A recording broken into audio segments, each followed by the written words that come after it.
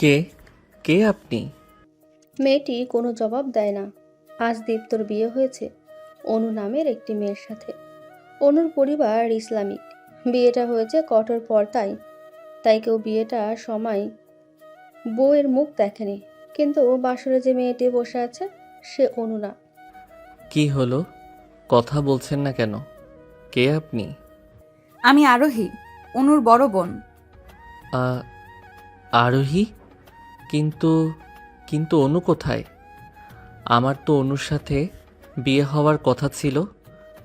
আপনার তো আপনার তো বিয়ে হয়ে গিয়েছিল।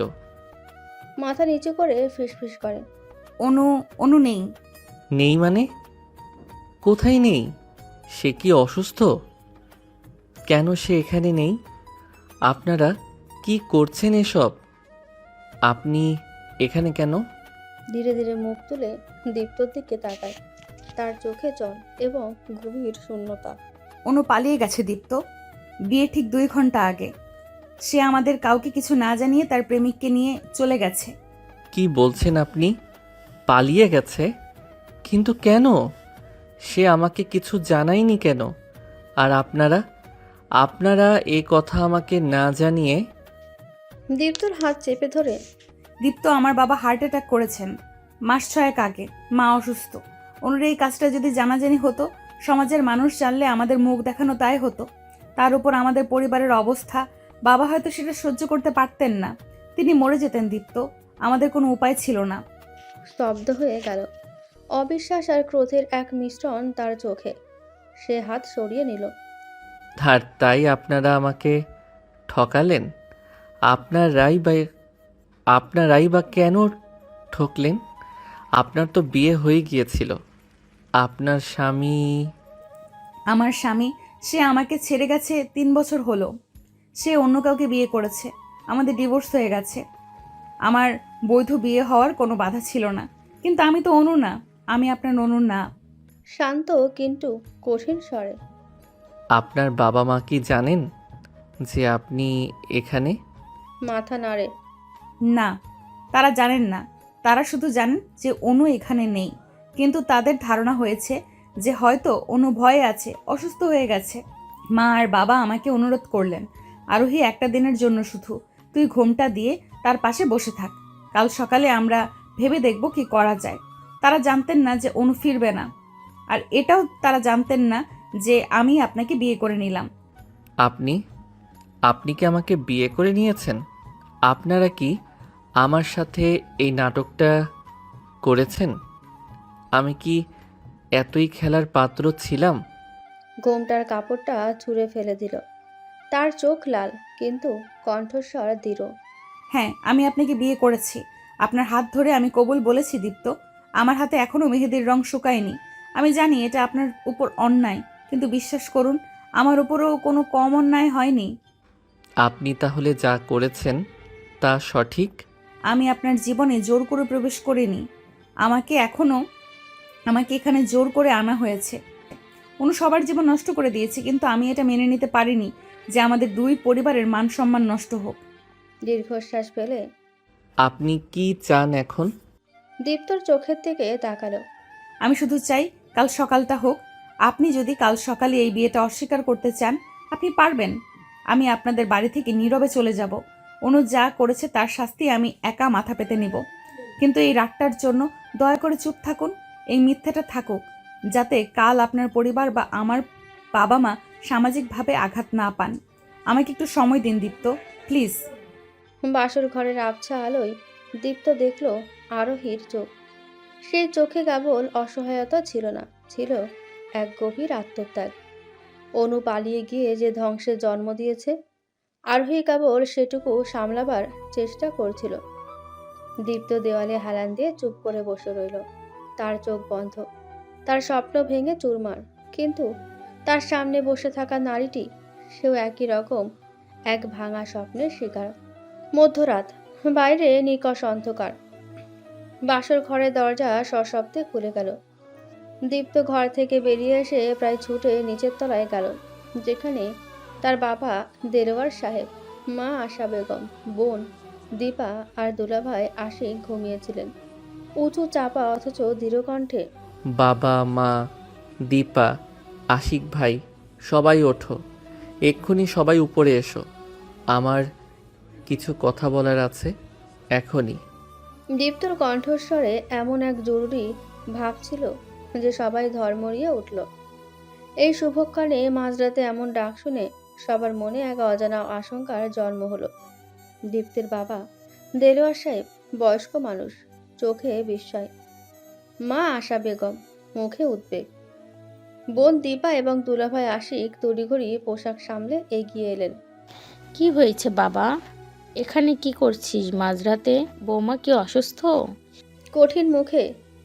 না মা, বৌমা অসুস্থ নয়। তোমরা সবাই উপরে এসো, আমার ঘরে এসো। সবাই দ্রুত পায়ে দীপ্তের ঘরে এসে প্রবেশ করলো। আরোহী ততক্ষণে বিছানা থেকে উঠে একপাশে ঘোমটা টেনে চুপ করে দাঁড়িয়ে আছে। ঘরে এক অস্বস্তিকর স্তব্ধতা বিরাজ করছিল, কিছুটা বিরক্তি আর জিজ্ঞাসা নিয়ে। কি হয়েছে দীপ্ত? এভাবে মাঝরাতে ডেকে তুললি কেন? নতুন বউকে নিয়ে এসব কি শুরু করলি? ঘরের দরজা বন্ধ করে দিল। তারপর ধীরে ধীরে আরোহীর দিকে হাত নির্দেশ করে। এই মেয়েটি অনু নয়? ঘরের সবাই যেন পাথরের মতো জমে গেল। আশা বেগম আঁতকে উঠে মুখে হাত দিলেন। দীপা এবং আশিক পরস্পরের দিকে চেয়ে রইল হতবাক দৃষ্টিতে, প্রায় কেঁদে ফেলে। এ কি বলছিস বাবা? কি বলছিস? বইয়ের মুখ তো দেখিনি। মানে মানে কে নি? কষ্টে গলা চেপে এলো তার। ইনি হলেন অনুর বড় বোন আরোহী। দীপ্তের দুলাভাই আশিক বিস্মিত হয়ে। আরোহী? মানে যার যার ডিভোর্স হয়ে গেছিল, কিন্তু কি করে? দৃঢ় কণ্ঠে। কারণ অনু পালিয়ে গেছে। সে তার প্রেমিককে নিয়ে আমাদের বিয়ের ঠিক আগে বাড়ি থেকে চলে গেছে। আর অনুর পরিবার সমাজের ভয়ে, বাবার অসুস্থতার ভয়ে এই সত্য গোপন করার জন্য আরোহীকে আমার সাথে বিয়ে দিয়ে দিয়েছে। হতবিহল হয়ে। ও মা গো, কি সর্বনাশা কাণ্ড! আমাদের সাথে এত বড় প্রতারণা! কপালে হাত দিয়ে বসে পড়লেন দীপ্তর বাবা। তার মুখ ফ্যাকাশে। এ কি শুনছি আমি? এ কেমন অপমান! আমাদের সাথে এমন জঘন্য মিথ্যাচার! আরোহীর দিকে কঠিন চোখে তাকিয়ে দীপ্তর বোন দীপা বলে। আপনি কেন রাজি হলেন? আপনি আমাদের ঠকালেন কেন? আপনার কি একবারও মনে হয়নি যে এটা আমাদের সাথে চরম অন্যায়? মা বাবার দিকে তাকিয়ে। অনু যা করেছে সেটা জঘন্য, কিন্তু আরোহীর দিকে তাকালো। আরোহী আমাকে সব বলেছে। সে আমাদের সম্মান বাঁচাতে, তার বাবা মাকে বাঁচাতে এই বিয়েতে রাজি হয়েছে। সে বলেছে যদি আমরা এই সম্পর্ক না মানি তাহলে কাল সকালেই সে নীরবে চলে যাবে। আরোহী, তুমি ঘুমটা খুলো, আমাদের সামনে এসো। আরোহী কাঁপতে কাঁপতে ঘোমটা সরিয়ে দিল। তার ভেজা চোখ আর ফ্যাকাশে মুখ দেখে আশা বেগমের মনে সামান্য হলেও দয়া হলো। কিন্তু দেলোয়ার সাহেবের চোখে তখন শুধু ক্রোধ। মধ্যরাতের সেই বাসর ঘরে এক অসহনীয় নীরবতা নেমে এলো। দীপ্তির পরিবার ঘর ছেড়ে চলে যাওয়ার পর ঘরে আবার নিস্তব্ধতা ফিরে এলো। তবে এই নীরবতা প্রথম রাতের মতো অস্বস্তিকর নয়, বরং এক ভারী বোঝাপড়া নীরবতা। দীপ্ত দরজার দিকে কিছুক্ষণ তাকিয়ে থাকার পর ঘুরে দাঁড়ালো। আরোহী তখনও ঘরের এক কোণে দেওয়ালে হেলান দিয়ে দাঁড়িয়ে। তার চোখ দুটোতে তখনও জলের দাগ। দীপ্ত ক্লান্ত স্বরে দরজার কাছ থেকে দূরে সরে এসে। আপনি বসুন। না, আমি ঠিক আছি। আমি জানি আপনি এখন রেগে আছেন। আপনি আমাকে যা খুশি বলতে পারেন। হেসে উঠল। সেই হাসিটা ছিল তিক্ত। কি বলবো বলুন তো? যে আমার সাথে প্রতারণা করা হয়েছে সেটা তো এখন শুধু আপনার বিরুদ্ধে অভিযোগ নয়, সেটা একটা করুণ বাস্তবতা। আস্তে করে বলল। আমি জানি দীপ্ত, আমি জানি। আপনি আপনার পরিবারের সম্মান বাঁচাতে যে ঝুঁকি নিয়েছেন তার জন্য আমি আপনাকে ঘৃণা করতে পারছি না, বরং একটা অসম্ভব পরিস্থিতিতে আপনি যা করেছেন তা আপনার সাহসের প্রমাণ। কিন্তু আমাকে মিথ্যার মধ্যে রাখাটা ঠিক হয়নি।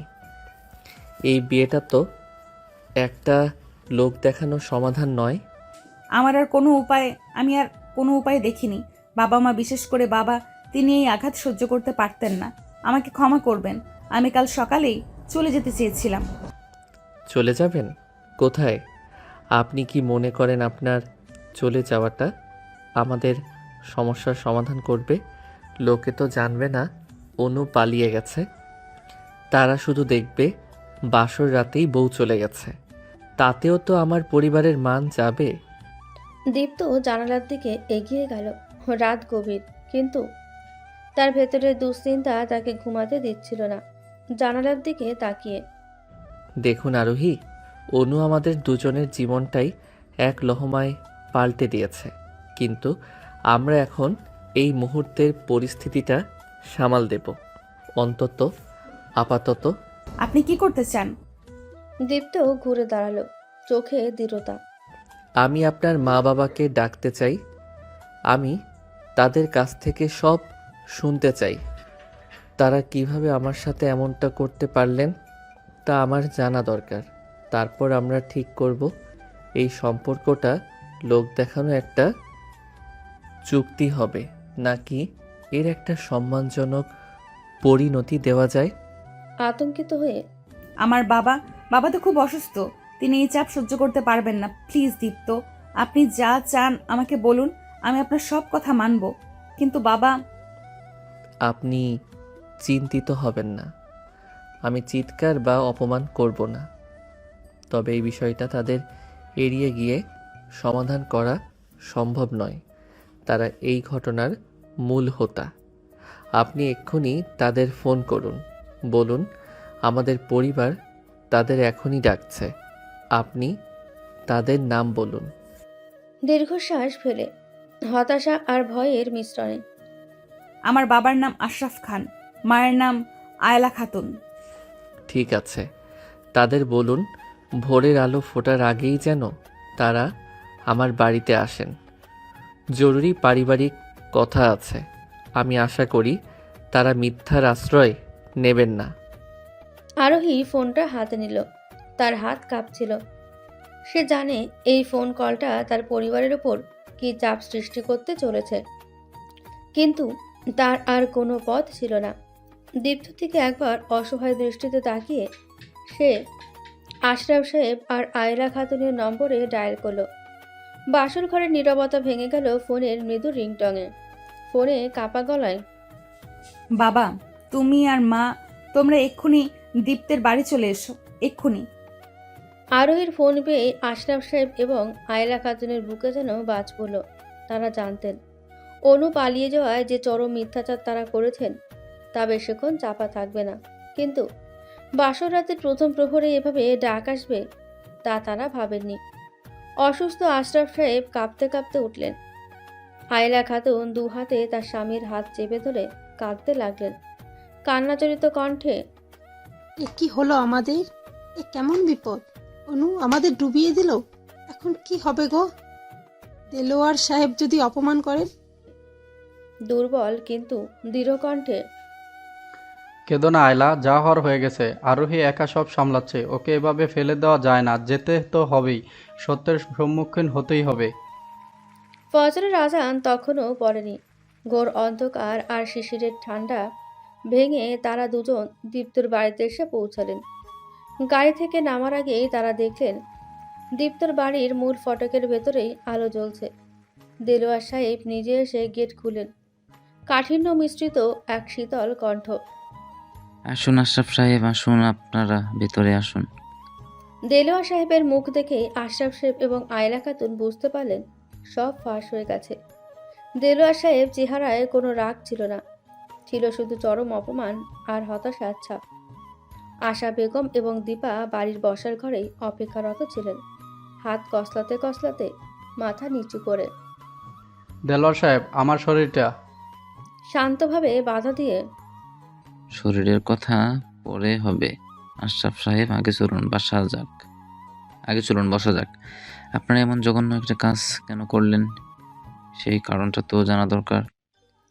বাসর ঘরে প্রবেশ করতেই আরোহীর বাবা মা দেখলেন দীপ্ত, আরোহী, দেলোয়ার সাহেব, আশা বেগম, দীপা এবং আশিক সবাই কঠিন দৃষ্টিতে তাদের দিকে তাকিয়ে আছেন। ঘরের ঠিক মাঝখানে যেন কাঠগড়ায় দাঁড়িয়ে আশরাফ সাহেব এবং আয়লা খাতুন। আরোহী তার বাবা মাকে দেখে কেঁদে ফেলল। কাঁদতে কাঁদতে আরোহীর দিকে ছুটে যেতে চাইলেন, কিন্তু আশা বেগম ধমকে উঠলেন। আমার অনু কোথায় মা? অনু কি করছে আমাদের সাথে? অনু কি করেছে সেটা তো আপনারা মেয়ে এখন আমাদের জানিয়েছে। আপনি আপনার মেয়েকে ধরবেন না, বরং বলুন কেন আপনারা আমাদের ছেলেকে, আমাদের পরিবারকে এমনভাবে অপমান করলেন? দীপ্তর দিকে তাকালেন, তার চোখ কৃতজ্ঞতা আর অপরাধবোধে ভরা। দীপ্ত, বাবা, আমি তোমার কাছে হাত জোর করে ক্ষমা চাইছি। আমার মেয়ে অনু যে আমাদের বংশের নাম ডুবিয়ে দিল, আমি সমাজের চোখে মুখ দেখাতে পারছিলাম না, আর আমার শরীর। টেবিলে হাত রেখে দৃঢ়ভাবে। সামাজিকতার ভয় আপনাদের এক রাতে দূর হয়ে যেতে আশরাফ সাহেব যত মিথ্যা দিয়ে যে সম্পর্ক তৈরি করলেন, তা আমাদের সারা জীবন সম্পর্ক। আপনারা এটা কিভাবে পারলেন? কেন আপনারা আমাদের ছেলে দীপ্তির জীবন নষ্ট করতে চাইলেন? বসার ঘরে তখন চরম উত্তেজনা। এক পাশে অপমানিত দীপ্তর পরিবার, অন্য পাশে অপরাধী আরোহীর পরিবার। আর এই দুজনের মাঝখানে বসে আছে দীপ্ত, যার চোখে তখন কোনো ক্ষোভ নয়, বরং ছিল ভবিষ্যতের জন্য এক কঠিন সিদ্ধান্ত নেওয়ার প্রস্তুতি। দেলোয়ার সাহেব এবং আশরাফ সাহেব, দুই পরিবারের প্রধানের মাঝখানে চাপা উত্তেজনা চলছিল। আশরাফ সাহেব তখন কাঁপতে কাঁপতে মেঝেতে বসে পড়ার মতো অবস্থা, মাথা নিচু করে করুণ স্বরে। দেলোয়ার সাহেব, আমি জানি আমার কোনো যুক্তি খাটে না। আমার মেয়ে আমাদের মুখ ছোট করেছে, কিন্তু বিয়েটা তো হয়ে গেছে। আরোহী আমার বড় মেয়ে, সে অনু নয়, কিন্তু সে তো আপনার পুত্রবধূ। এখন যদি আপনারা ওকে না মানেন, সমাজ তো বলবে এই পরিবারটি বিয়ে ভেঙে দিয়েছে। আপনারা কি চান বলুন? আপনারা যা বলবেন আমরা তাই মানব।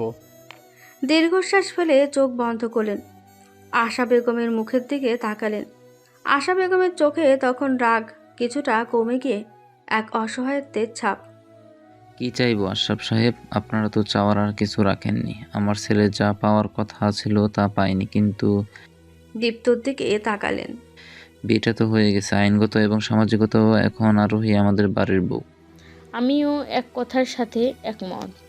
আমার ছেলের সাথে যা হয়েছে তা মেনে নেওয়ার মতো নয়, কিন্তু আমার ছেলের ভবিষ্যৎ, তার সম্মান, সব কিছুই এখন এই বিয়ের সাথে জড়িয়ে আছে।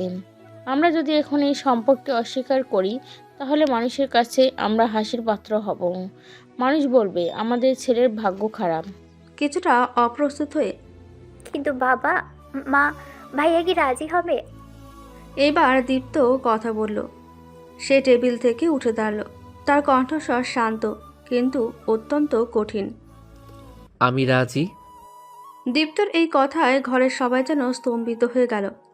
আরোহী চোখ তুলে দীপ্তর দিকে তাকালো, বিস্ময় আর অবিশ্বাসের দৃষ্টিতে আশরাফ সাহেব এবং আয়লা খাতুনের দিকে তাকিয়ে। আপনারা আমার সাথে যা করেছেন তা জঘন্যতম অপরাধ, কিন্তু আমার কাছে এখন আমার পরিবারের সম্মান এবং আরোহীর সম্মান দুটোই গুরুত্বপূর্ণ। অনু যা করেছে তার শাস্তি আরোহী বা আমার পরিবার কেউই পেতে পারে না। বিয়ে হয়ে গেছে, তাই আরোহী আমাদের পরিবারের পুত্রবধূ আর আমার স্ত্রী। ধীরে ধীরে সম্মতি জানালেন। ঠিক বলেছিস বাবা, এটা এখন আমাদের ভাগ্য, আমাদের পরিস্থিতি মেনে নিতে হবে। আশরাফ সাহেব, আপনাদের মেয়ে অনু আমাদের সাথে বিশ্বাসঘাতকতা করেছে, কিন্তু আরোহী এখান থেকে আমাদের বাড়ির মেয়ে। আনন্দে প্রায় কেঁদে উঠলেন। আপনারা এত বড় বর্ণের মানুষ, আমি কি বলে আপনাদের ধন্যবাদ জানাবো? আরোহী, তুমি গিয়ে তোমার শ্বশুর শাশুড়িকে সালাম করো। আশা বেগমকে জড়িয়ে ধরে কেঁদে উঠলেন। বিয়েন, আপনার ঋণ আমরা কোনোদিন শোধ করতে পারবো না। আপনারা আমার মেয়েকে আশ্রয় দিলেন। আরোহী তখনও স্তব্ধ হয়ে দাঁড়িয়ে। তার চোখে আনন্দ নয়, ছিল এক গভীর শূন্যতা। সে জানত এই বিয়েতে তার স্বামী তার উপর কোনো অধিকার প্রতিষ্ঠা করতে পারবে না। সে এগিয়ে গিয়ে দেলোয়ার সাহেব ও আশা বেগমের পায়ে হাত দিয়ে সালাম করল। তারা দুইজন দ্বিধা কাটিয়ে আরোহীকে বুকে টেনে নিলেন, কিন্তু দীপ্ত তখনও দূরে দাঁড়িয়ে। আশরাফ সাহেব, আপনারা এখন যান। কাল সকালে আপনারা সবাই আবার আসবেন। আরোহী যেন কোনো অভাব বোধ না করে, সেই দায়িত্ব এখন থেকে আমাদের। কিন্তু একটা কথা মনে রাখবেন, অনু যেন কোনো দিন আমার বা আরোহীর কাছে ফিরে না আসে। ভোরের আলো তখন ফুটতে শুরু করেছে। দুই পরিবারই এক কঠিন সত্য মেনে নিয়ে এক অস্বাভাবিক সমঝোতায় পৌঁছালো। আরোহীর বাবা মা কৃতজ্ঞতা ও অপরাধবোধ নিয়ে বিদায় নিলেন। আরোহী তখন একা দীপ্তর দিকে তাকালো, ফিসফিস করে। কেন করলেন এটা? আপনি তো আমাকে চলে যেতে দিতে পারতেন। চোখে চোখ রেখে কঠিন স্বরে। আমি আপনাকে আশ্রয় দিলাম আরোহী, কিন্তু ভুলে যাবেন না আপনি আমার স্ত্রী নন। আপনি আমার পরিবারের সম্মান বাঁচানোর জন্য আনা এক প্রতিস্থাপন। আমাদের এই সম্পর্ক শুধু লোক দেখানোর জন্য। ভোরের আলো ফোটার পর আরোহী ও দীপ্তর জীবনে এক নতুন অধ্যায় শুরু হলো। এক অস্বাভাবিক সংসার জীবন। বাইরে থেকে সবকিছুই স্বাভাবিক। আশরাফ সাহেব এবং আয়লা খাতুন সকালে মিষ্টিমুখ করতে এলেন। আশেপাশের আত্মীয় স্বজনও নববধূকে দেখতে আসছিলেন। আরোহী ঘোমটা টেনে মুখে লাজুক হাসি ফুটে সবার সামনে যাচ্ছিল। দীপা আর আশিকও নিজেদের স্বাভাবিক রাখার চেষ্টা করছিল। দেলোয়ার সাহেব এবং আশা বেগমও সবার সামনে আরোহীকে আদর করে গ্রহণ করলেন, যাতে সমাজে কোনো কথা না ওঠে। কিন্তু তাদের ঘর এখন এক অচেনা শীতল ঘরে পরিণত হয়েছে। দিনের সব আনুষ্ঠানিকতা শেষ হওয়ার পর রাত নামল।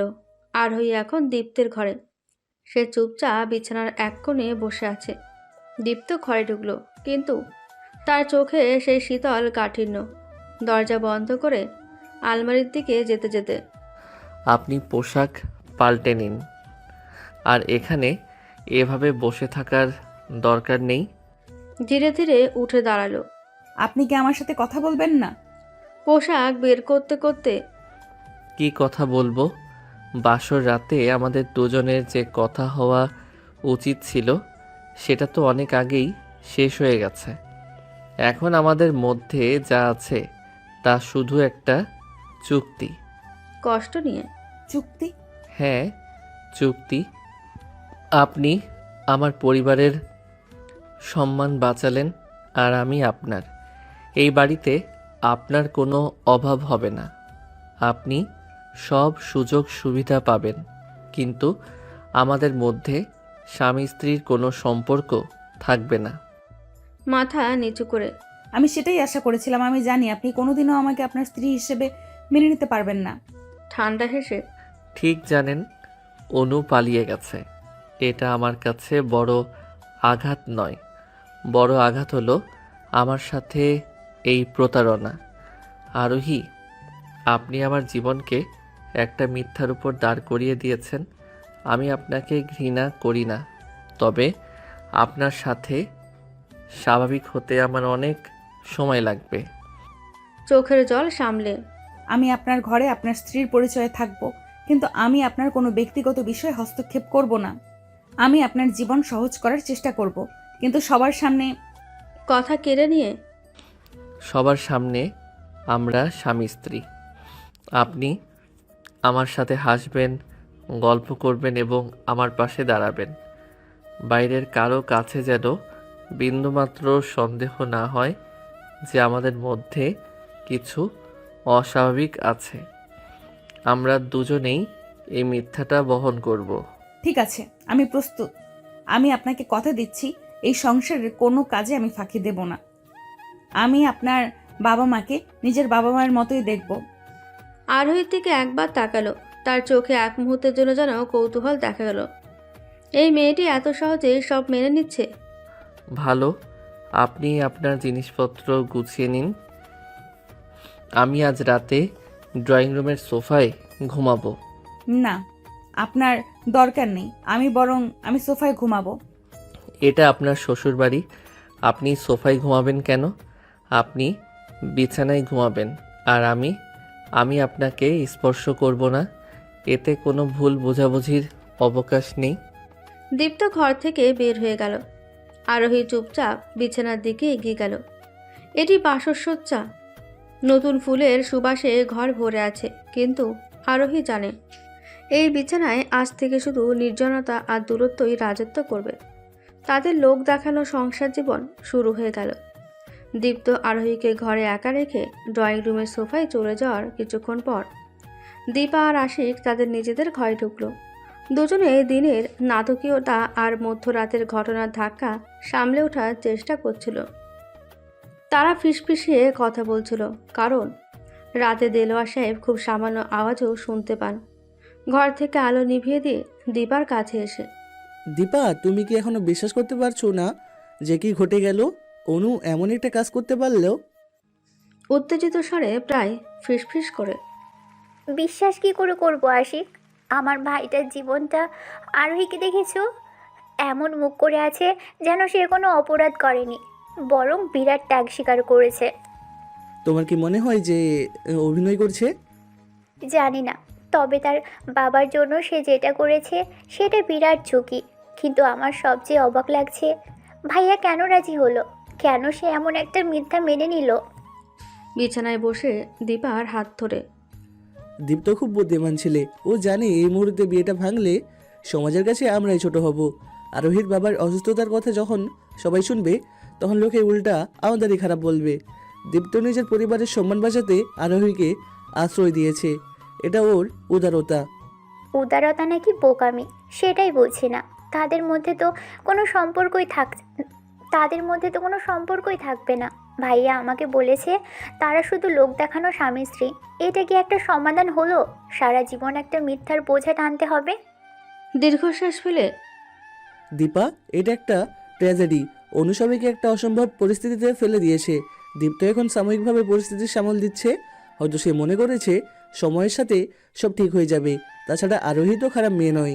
তার ডিভোর্স হয়েছে ঠিক, কিন্তু সে তো একটা ভালো পরিবারের মেয়ে। জানি, কিন্তু মনটা মানতে পারছে না। সব কেমন যেন গোলমাল হয়ে গেল। আরোহী তো ভাইয়ার স্বপ্নে দেখা বউ নয়। আর এখন আরোহীকে মেনে নেওয়ার অর্থ অনু যে ভুল করেছে তার শাস্তি আমাদের সবাইকে ভোগ করতে হবে। আমাদের এখন একটা কাজ করাই উচিত। দীপ্তকে মানসিক সাপোর্ট দেওয়া। আরোহী কেমন ব্যবহার করে সেটাও আমাদের দেখতে হবে। আমার মনে হয় আরোহী যেহেতু এই পরিবারে থাকতে রাজি হয়েছে, সেসব মেনেই নিয়ে এসেছে। সে হয়তো দীপ্তের জীবনকে সহজ করার চেষ্টা করবে। তুমি ঠিক বলেছ। আমার মা তো আরোহীকে এখনই নিজের মেয়ের মতো দেখতে শুরু করে দিয়েছেন। বাবাও মেনে নিয়েছেন। এখন আমাদেরও আর কোনো উপায় নেই। শুধু প্রার্থনা করি তাদের দুজনের জীবনে যেন ভবিষ্যতে কোনো জটিলতা না আসে। আসবে না কেন? যখন অনু ফিরে আসতে চাইবে বা দীপ্ত অন্য কারো প্রেমে পড়বে, তখনই জটিলতা আসবে। কিন্তু আপাতত চলো ঘুমানোর চেষ্টা করি। কাল থেকে আমাদেরকেও আরোহীর প্রতি স্বাভাবিক থাকতে হবে। মনে রাখতে হবে সে এখন এই বাড়ির বড় বউ। আশিক আলতো করে দীপার কপালে চুম্বন করলো।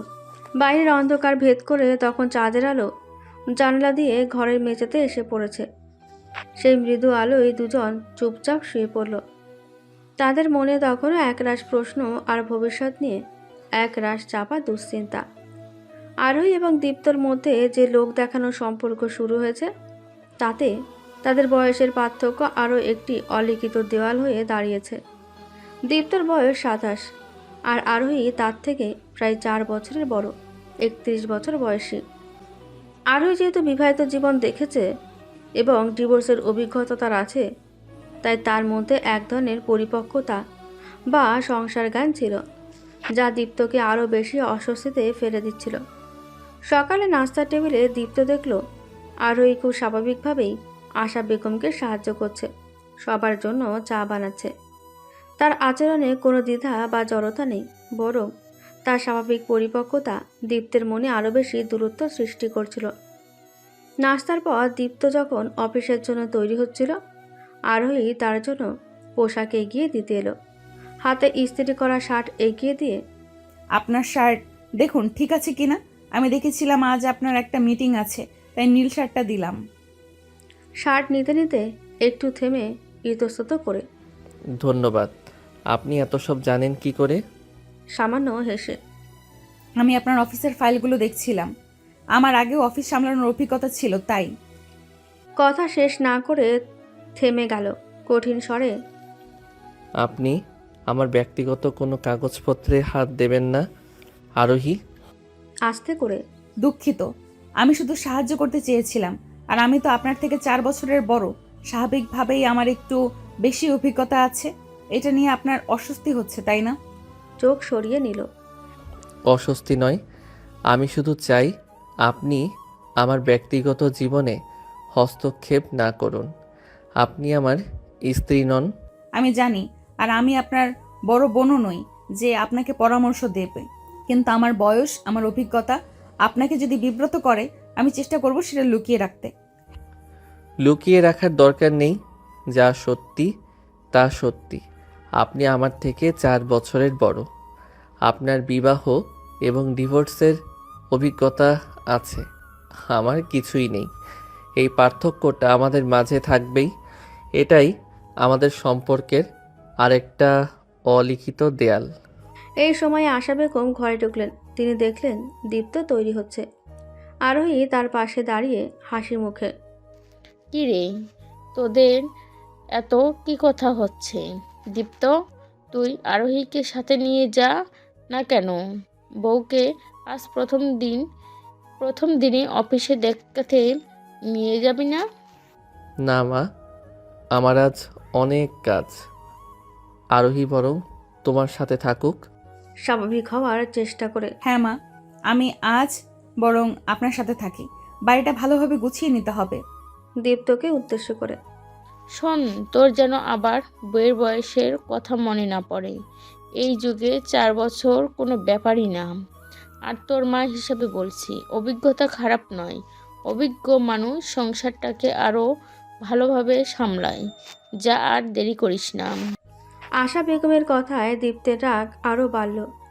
সে এক প্রকার ক্ষোভ নিয়ে ঘর থেকে বেরিয়ে গেল।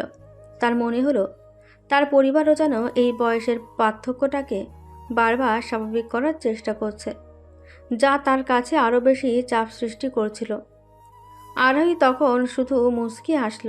সে জানত এই যুদ্ধে তার বড় পরিচয়টাই দীপ্তর জন্য এক বড় চ্যালেঞ্জ। মনে মনে আমাকে এই সংসারটা সামলাতেই হবে।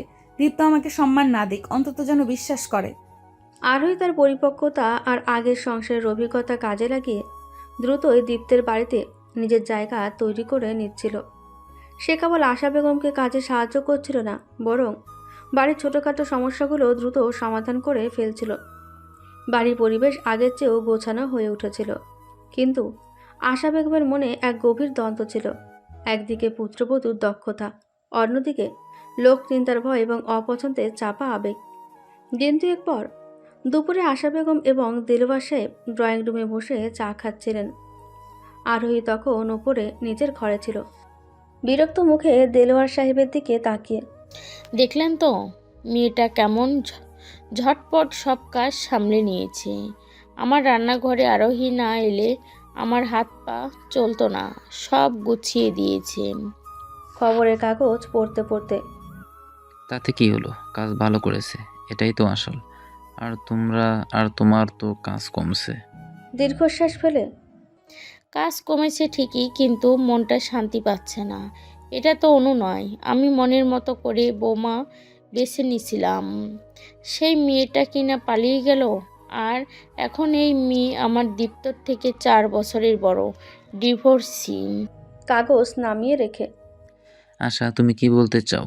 আমরা কি এখন ওকে বের করে দেব?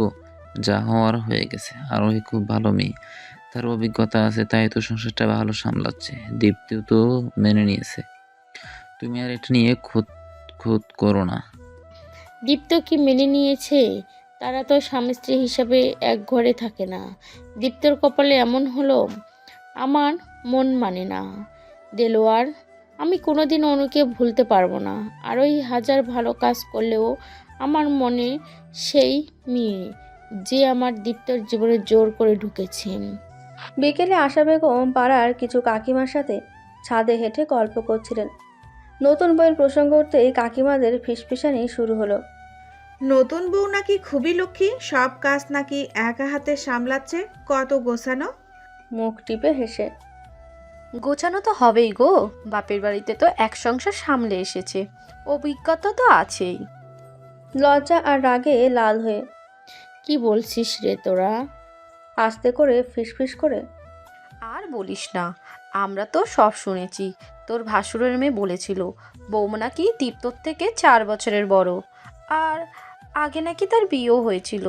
শুনেছিলাম তার নাকি ছাড়াছাড়ি হয়ে গেছে। কর্কশ স্বরে। এইসব বাজে কথা বলবি না, এইসব মিথ্যা রটনা। মেয়েদের নামে বদনাম রটাচ্ছিস কেন? আহারে, শুধু শুধু রটনা কেন হবে? যা হওয়ার হয়ে গেছে। কিন্তু এত ভালো ছেলের কপালে শেষমেশ একটা বয়স্ক ডিভোর্সি মেয়ে, তোর মন তো ভাঙবেই। আমাদেরই খারাপ লাগছে। অনু নাকি দেখতে পড়ি ছিল। কাকিমাদের কথাগুলো আশা বেগমের মনে বিষের মতো বিঁধল। তিনি রাগে অপমানে আরোহীর ওপর আরও বেশি বিরক্ত হয়ে উঠলেন। তিনি দ্রুত নিচে নেমে এলেন। আশা বেগম সিঁড়ি দিয়ে নামতে নামতে দেখলেন আরোহী বারান্দায় দাঁড়িয়ে গাছগুলোর পরিচর্যা করছে। আরোহীর কোনো দোষ না থাকলেও আশা বেগমের মনে হলো এই লোকনিন্দা, এই অপমানের কারণ শুধু আরোহী।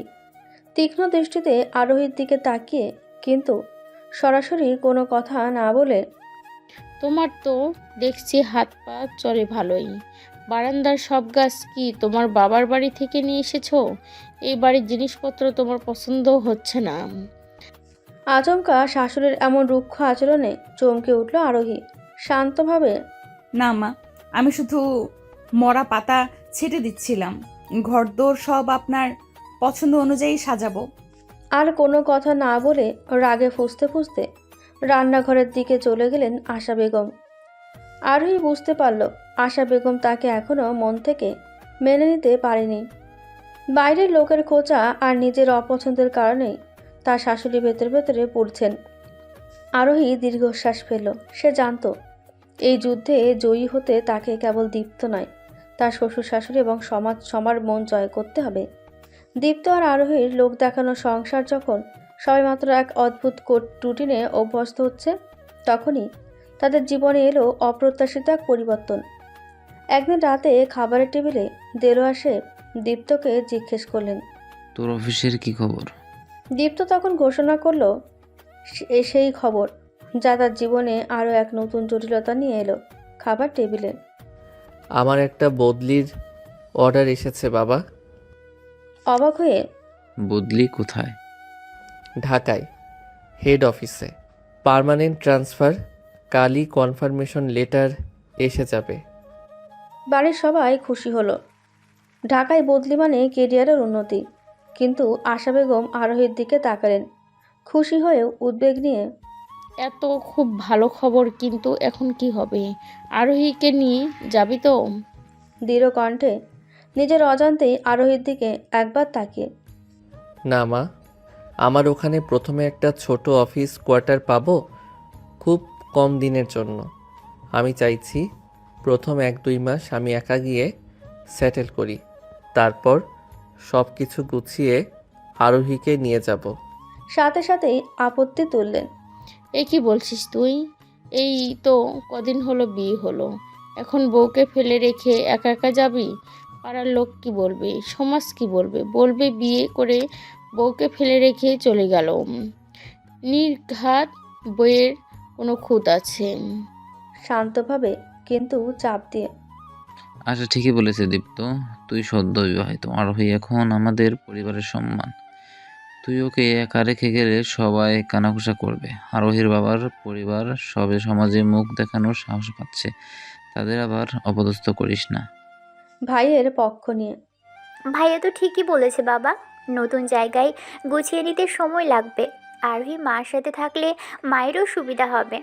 পরিস্থিতি বুঝে, দীপ্ত শোনো, তুমি বরং আরোহীকে সাথে নিয়ে যাও। তোমার কাজ শেষ হয়ে গেলে আরোহী তখন ফিরে আসতে পারে, কিন্তু প্রথম যাওয়াটা একসাথে হওয়া উচিত, এটাই সামাজিক নিয়ম। ভেতরে ভেতরে প্রচণ্ড বিরক্ত হলো। তার মনে হলো সবাই যেন তাকে বাধ্য করছে, তার এই মিথ্যা বিয়ের বোঝাটাকে টেনে নিয়ে যেতেই হবে। কিন্তু আমার তো ওকে নিয়ে যেতে মন চাইছে না। এটা তো এই প্রথম কথা বলল শান্ত বিনয়ী কণ্ঠে। মা বাবা আপনারা চিন্তা করবেন না, দীপ্তের যদি সমস্যা হয় আমি এখানেই থাকি, আমি সব কিছু গুছিয়ে রেখে দিব। দীপ্ত হঠাৎ আরোহীর দিকে কঠিন চোখে তাকালো। তার মনে হলো আরোহী খুব সহজেই নিজেকে ত্যাগী দেখাচ্ছে, যা তার বিরক্তিকে আরও বাড়িয়ে তুলল। চূড়ান্ত রায় দিলেন দেলোয়ার সাহেব। না আরোহী, তুই এখানেই থাকবি না। দীপ্ত তোকে আরোহীর সাথে নিতেই হবে। নতুন জীবন, নতুন শহর, দুজন একসাথে শুরু করব। আর কোনো কথা নয়, আমরা তোর জন্য সব গুছিয়ে দিচ্ছি। দীপ্ত মাথা নিচু করে রইল। সে জানত এই মুহূর্তে বাবার কথার উপরে কথা বলা সম্ভব নয়। সে মনে মনে আরও বেশি করে আরোহীর প্রতি বিতৃষ্ণ হলো। তার মনে হলো আরোহী যেন এক অদৃশ্য শিকল, যা তাকে তার ইচ্ছামতো জীবন কাটাতে দিচ্ছে না। লাগেজ গোছানোর সময় আরোহী দীপ্তর ঘরে এলো। দীপ্ত তখন নিজের জিনিসপত্র সরাচ্ছিল। আস্তে করে, আমি জানি আপনি চান না আমি আপনার সাথে যাই। আমি খুব দুঃখিত দীপ্ত, কিন্তু আমি এখন কি করব বলুন? আমি যদি না যাই তাহলে আপনার বাবা মার সম্মান নষ্ট হবে। আচমকা রেগে গেল। সম্মান? আপনারা সম্মান কি বোঝেন?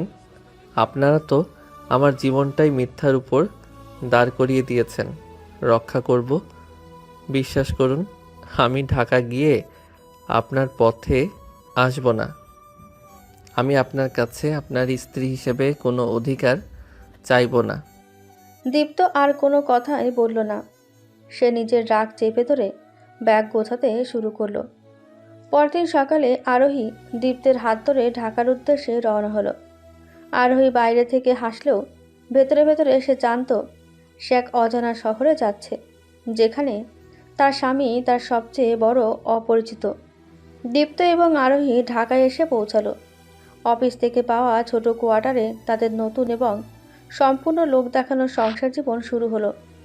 এই নতুন শহরে যেখানে পুরনো কোনো প্রতিবেশী বা কাকিমার চোখ ছিল না, সেখানে দীপ্ত আরোহীর থেকে কিছুটা দূরত্ব বজায় রাখতে পারবে বলে আশা করেছিল, কিন্তু বাস্তবটা হলো ভিন্ন। প্রথম কয়েকদিনই দীপ্ত টের পেল আরোহী কেবল গোছানো নয়, সে পরিস্থিতিকে দ্রুত নিজের নিয়ন্ত্রণে আনতে পারে। দীপ্তের ছোট অফিস কোয়ার্টারে আসবাবপত্র কম, পরিবেশ অচেনা, কিন্তু আরোহী খুব কম সময়ের মধ্যেই ঘরটাকে বাসযোগ্য করে তুলল। দীপ্ত সকালে উঠে দেখল তার অফিস কোয়ার্টারের একঘেয়ে রান্নাঘরটা পরিচ্ছন্ন গোছানো। আরোহী নিজেই বাজারে গিয়ে স্থানীয়দের সাথে কথা বলে প্রয়োজনীয় সব জিনিসপত্র কম দামে কিনে এনেছে। দীপ্তের অফিসের রুটিন সে মুখস্থ করে নিয়েছে। সময় মতো তার নাস্তা তৈরি, টিফিন গোছানো এবং শার্ট ইস্ত্রি করা থাকতো। এক সকালে দীপ্ত দেখল তার ল্যাপটপের চার্জার খুঁজে পাচ্ছে না। অস্থির হয়ে খুঁজতে গিয়ে দেখল আরোহী সেটা তার ব্যাগের একটি নির্দিষ্ট পকেটে গুছিয়ে রেখে দিয়েছে। অবাক হয়ে, এটা এখানে রাখলেন কেন? হাসি মুখে আরোহী বলে, আপনি তাড়াহুড়ো করলে জিনিস ভুলে যান, তাই জরুরি জিনিসগুলো গুছিয়ে রাখছিলাম। দীপ্ত আরোহীর এই পরিপক্কতায় প্রথমে বিরক্ত হলো, ধীরে ধীরে সেই নীরব সেবা ও যত্নে অভ্যস্ত হতে শুরু করলো। আরোহীর উপস্থিতি তার জীবনকে অবিশ্বাস্যভাবে সহজ করে তুলেছিল। 2 মাস খানেকের মধ্যে দীপ্ত উপলব্ধি করল আরোহীর অনুপস্থিতি তার জীবনকে কতটা বিশৃঙ্খল করে দিতে পারে। একদিন আরোহী আশিক আর দীপার সাথে ফোনে কথা বলছিল। দীপ্ত সেই সময় নিজের হাতে কফি বানাতে গেল। কফি মেশিনে গরম পানি ঢালতে গিয়ে অসাবধানে নিজের হাত পুড়িয়ে ফেলল। দ্রুত ফোন রেখে ছুটে এলো। কি হলো, হাত পুড়িয়েছেন? তাড়াতাড়ি ফ্রিজ থেকে বরফ বের করে আনে এবং যত্ন করে দীপ্তর হাতে লাগায়। এত অসতর্ক কেন আপনি? দীপ্ত যন্ত্রণা ও লজ্জায় চুপ করে থাকে। বরফ লাগিয়ে নরম স্বরে, আপনি অফিসে গিয়ে ড্রেসিং করে নেবেন, আর একটু সাবধানে থাকুন। আপনি এতগুলো বছর একা ছিলেন কি করে? একটু অপ্রস্তুত হয়ে, আমি কফি বানাই না, দীপা বানাতো। মানে আমি কফি সব থেকে আনতাম। সেদিন দীপ্ত সারাদিন অস্বস্তিতে ছিল। সে বুঝতে পারল আরোহী চলে গেলে তার কি অবস্থা হবে। আরোহী কেবল তার ঘরের কাজই করছিল না, সে আসলে তার জীবনটাকেই গুছিয়ে দিচ্ছিল।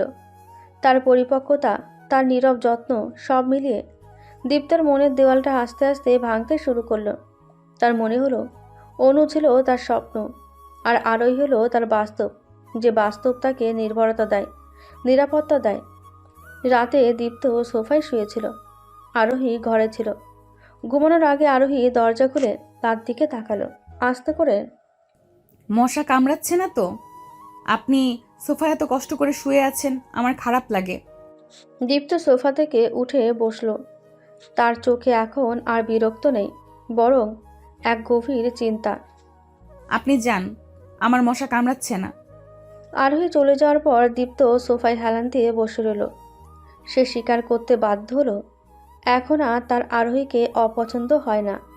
সে বুঝতে পারল তার জীবনটা আরোহীকে ছাড়া চলছে না। মনে মনে, আমি যে মেয়েটাকে ঘৃণা করতে চেয়েছিলাম সেই মেয়েটাই আমার জীবনে এত সহজে মিশে গেল কি করে? ও আমার থেকে বয়সে বড়, কিন্তু ওর হাতের ছোঁয়া, ওর যত্ন আমার সব অভ্যাস বদলে দিচ্ছে। আমি ওকে ছাড়া থাকতে পারবো না। আমি কি ওকে ভালোবেসে ফেলছি নাকি শুধু নির্ভর করছি? যাই হোক, এই লোক দেখানো সম্পর্কটা আরোহীর সাথে আমার আর ভালো লাগছে না। দীপ্ত উঠে দাঁড়ালো। সে সিদ্ধান্ত নিল, এই নীরবতা, এই দূরত্ব ভাঙতে হবে। সে আরোহীর ঘরের দিকে এগিয়ে গেল, কিন্তু কিছু বলতে চেয়েও পারল না। মনে মনে আরোহীকে স্ত্রী হিসেবে মেনে নেওয়ার পর দীপ্তের মনে শান্তি ফিরে এসেছিল। পরের দিন সকালে দীপ্ত অফিস থেকে ছুটি নিয়ে আরোহীর সাথে ঢাকার নতুন সংসার গোছানোর পরিকল্পনা করছিল। তারা দুজনে একসাথে বাজার করার জন্য বাসা থেকে বের হলো। হঠাৎ রাস্তার মোড়ে দীপ্ত থমকে দাঁড়ালো, বিস্মিত কণ্ঠে। অনু? দীপ্ত দেখলো রাস্তার উল্টো দিকে একটি মেয়ে, যাকে সে মৃতপ্রায় ভেবেছিল। সে দাঁড়িয়ে আছে। সে আর কেউ নয়, অনু। তার পরনে মলিন পোশাক, চুল এলোমেলো এবং চোখে ভয়। অনু দীপ্তকে দেখে ছুটে এলো, কাঁদতে কাঁদতে দীপ্তকে জড়িয়ে ধরে। দীপ্ত, তুমি? আমি জানতাম তুমি আসবে, আমাকে বাঁচাও। দীপ্ত হতবাক হয়ে আরোহীর হাত ছেড়ে দিল। আরোহী তখন দীপ্তের পাশে স্থির হয়ে দাঁড়িয়ে, তার মুখে কোনো ভাবান্তর নেই। এখানে কি হয়েছে তোমার? তুমি না পালিয়ে গিয়েছিলে? অনু দীপ্তের শার্ট চেপে ধরে, ভয়ে কাঁপতে কাঁপতে। না দীপ্ত, আমি পালাইনি। আমি রনিকে ভালোবাসি না। আমাকে জোর করে কিডন্যাপ করানো হয়েছিল। কিডন্যাপ? কে? কেন? অনু পাশে দাঁড়ানো আরোহীর দিকে আঙুল তুলল, তার চোখে তীব্র ঘৃণা। তোমার ওই স্ত্রী আরোহী ওই সব করেছে। ও আমাকে রনিকে দিয়ে কিডন্যাপ করিয়েছিল, যাতে ও তোমাকে বিয়ে করতে পারে। দীপ্তের মাথায় যেন বাজ পড়ল। সে দ্রুত আরোহীর দিকে তাকালো। আরোহীর মুখে তখন এক ভয়ঙ্কর নীরবতা, অবিশ্বাস নিয়ে। কি বলছো তুমি অনু? আরোহী কেন করবে ও এমন? ও সব সময় তোমাকে চেয়েছিল দীপ্ত। ও আমার বিয়ের আগেই তোমার সাথে গোপনে দেখা করতে চেয়েছিল। আমি যখন ওকে ফিরিয়ে দিলাম, তখন ও এই জঘন্য ষড়যন্ত্র করলো। রনি আমার পিছনে লেগেছিল। আরোহী ওকে টাকা দিয়ে আমার বাবার অসুস্থতার সুযোগ নিয়ে আমাকে সরিয়ে দেয়। ও তোমাকে মিথ্যে বলেছে। ও তোমার থেকে 4 বছরের বড়, ডিভোর্সি। তবুও সব সম্মান আর ভালোবাসা ছিনিয়ে নিতে আমার জীবন নষ্ট করে দিল। অনু চুপ করো, বাবার অসুস্থতা নিয়ে। চিৎকার করে, বাবার অসুস্থতা? বাবা জানলে তোমাদের দুজনের কাউকে ক্ষমা করবে না। ও আমার সব কেড়ে নিয়েছে দীপ্ত। আমাদের বাসর রাত, আমার স্বামী, আমার জীবন। দীপ্তের মাথা ঘুরতে লাগলো। সে দেখলো অনু তার সামনে দাঁড়িয়ে কাঁদছে। তার চেহারা প্রমাণ করছে সে সত্যিই কষ্টে ছিল। আরোহী পাশে দাঁড়িয়ে শান্তভাবে পরিস্থিতি দেখছে। দীপ্তের মনে পড়ল, আরোহী প্রথম দিনেই জানিয়েছিল অনু পালিয়ে গেছে, কিন্তু সে কেন পালিয়ে যাওয়ার গল্পটা এত সহজে বিশ্বাস করলো? আরোহী তো প্রথম থেকেই তার চেয়ে বেশি অভিজ্ঞ ছিল, বড় ছিল। সব মিলিয়ে দীপ্তের মনে আরোহীর প্রতি এক তীব্র সন্দেহ দানা বাঁধল। আরোহী রাত শক্ত করে চেপে ধরল, তার চোখ এখন রাগে জ্বলছে। তুমি এত বড় মিথ্যা বলতে পারলে? আমার পরিবারের সম্মান, বাবার অসুস্থতা, এই সব তোমার সাজানো নাটক? কেন? আরোহী নীরবে দীপ্তর দিকে তাকালো। তার চোখে জল ভরে এলো, কিন্তু সে কোনো প্রতিবাদ করল না। সে হয়তো জানতো দীপ্ত এখন কোনো যুক্তি শুনবে না। অনুর দিকে ফিরে অনুকে জড়িয়ে ধরে। আমি তোমাকে বিশ্বাস করি অনু। আমি জানি তুমি আমার সাথে বিশ্বাসঘাতকতা করনি। চলো, তুমি আমার সাথে বাসায় চলো। দীপ্ত অনুকে নিয়ে হাঁটতে শুরু করলো। আরোহী সেখানেই স্তব্ধ হয়ে দাঁড়িয়ে রইল। তার চোখ দিয়ে অনবরত জল গড়িয়ে যাচ্ছিল। তার চোখে তখন শুধু শূন্যতা। সে বুঝতে পারল তার সব আত্মত্যাগ, সব নীরব সেবা, সবটাই এক লহমায় শেষ হয়ে গেল। দীপ্ত একবারও ফিরে তাকালো না। সে অনুকে নিয়ে তাদের বাসায় চলে গেল। অনুকে নিয়ে দীপ্ত যখন ঢাকায় তাদের ছোট কোয়ার্টারে ফিরল, তখন আরোহী তখনও বাসার দরজার সামনে থম মেরে দাঁড়িয়েছিল। দীপ্তের চোখে তখন আরোহীর প্রতি কোনো নির্ভরতা বা শ্রদ্ধা ছিল না, ছিল শুধু প্রতারিত হওয়ার তীব্র ক্রোধ। দীপ্ত অনুকে ভেতরে ঢুকিয়ে দিয়ে আরোহীর দিকে ঘুরে দাঁড়ালো। তার কণ্ঠস্বর কাঁপছে, কিন্তু সিদ্ধান্ত কঠিন। তুমি কেন এখানে দাঁড়িয়ে আছো? তুমি ভেতরে এসো। আরোহী নীরবে ঘরে প্রবেশ করলো। অনু ভয়ে এবং রাগে দীপ্তর পেছনে গিয়ে দাঁড়ালো। আরোহীর দিকে আঙুল তুলে, অনু সব বলেছে। তোমার এই মিথ্যা, তোমার এই প্রতারণা। তুমি রনিকে দিয়ে অনুকে কিডন্যাপ করিয়েছ, যাতে তুমি আমার জীবনে প্রবেশ করতে পারো। আমার মা বাবার অসুস্থতার ভয় দেখিয়ে তুমি আমার বিয়েতে বসেছ। তুমি একটা ধোঁকাবাজ। ভেজা চোখে শান্ত স্বরে দীপ্ত, তুমি যা শুনেছ। চিৎকার করে, আর কি শুনতে বাকি আছে? তোমার এই নীরবতা, তোমার এই চাতুরি দিয়ে তুমি প্রমাণ করতে চেয়েছিলে যে তুমি কতটা ভালো, কিন্তু তোমার উদ্দেশ্য ছিল আমাকে পাওয়া। আমার জীবনের সব সম্মান, সব ভালোবাসা তুমি কেড়ে নিয়েছো। দীপ্ত ওর পাশ থেকে, হ্যাঁ দীপ্ত, ও সব সময় তোমার পাশে পাশে থাকতো। ও তোমার মা বাবাকে ওর হাতের মুঠোয় নিয়েছিল। ও তোমার জীবন নষ্ট করেছে। আরোহীর দিকে তাকিয়ে তার চোখে কোনো করুণা নেই। তুমি তোমার মা বাবা এবং সমাজকে বাঁচানোর কথা বলে আমাকে বাধ্য করেছো তোমাকে নিয়ে আসতে। আর আমি বোকার মতো বিশ্বাস করে তোমার প্রতি আসক্ত হচ্ছিলাম। তুমি আমাকে দিয়ে এমনটা করাতে পারো না। আমি তোমাকে আসক্ত করিনি দীপ্ত। আমি শুধু আমার কর্তব্য পালন করেছি। আমি কোনোদিন অনুকে কিডন্যাপ করাইনি। রনি একটা খারাপ ছেলে, সে অনুকে ভুল বুঝিয়েছিল। হাত তুলে থামিয়ে দিল। যথেষ্ট হয়েছে। তোমার কোনো কথা আমি বিশ্বাস করি না। তোমার মুখের প্রতিটা কথাই মিথ্যা। অনু আমার পাশে আছে, আমি অনুকে বিশ্বাস করি। আর তুমি? দীপ্ত দ্রুত আরোহীর লাগেজগুলো খুঁজে বের করলো এবং ট্রেনে দরজার কাছে নিয়ে এলো। তোমার আর এক মুহূর্ত এখানে থাকার দরকার নেই।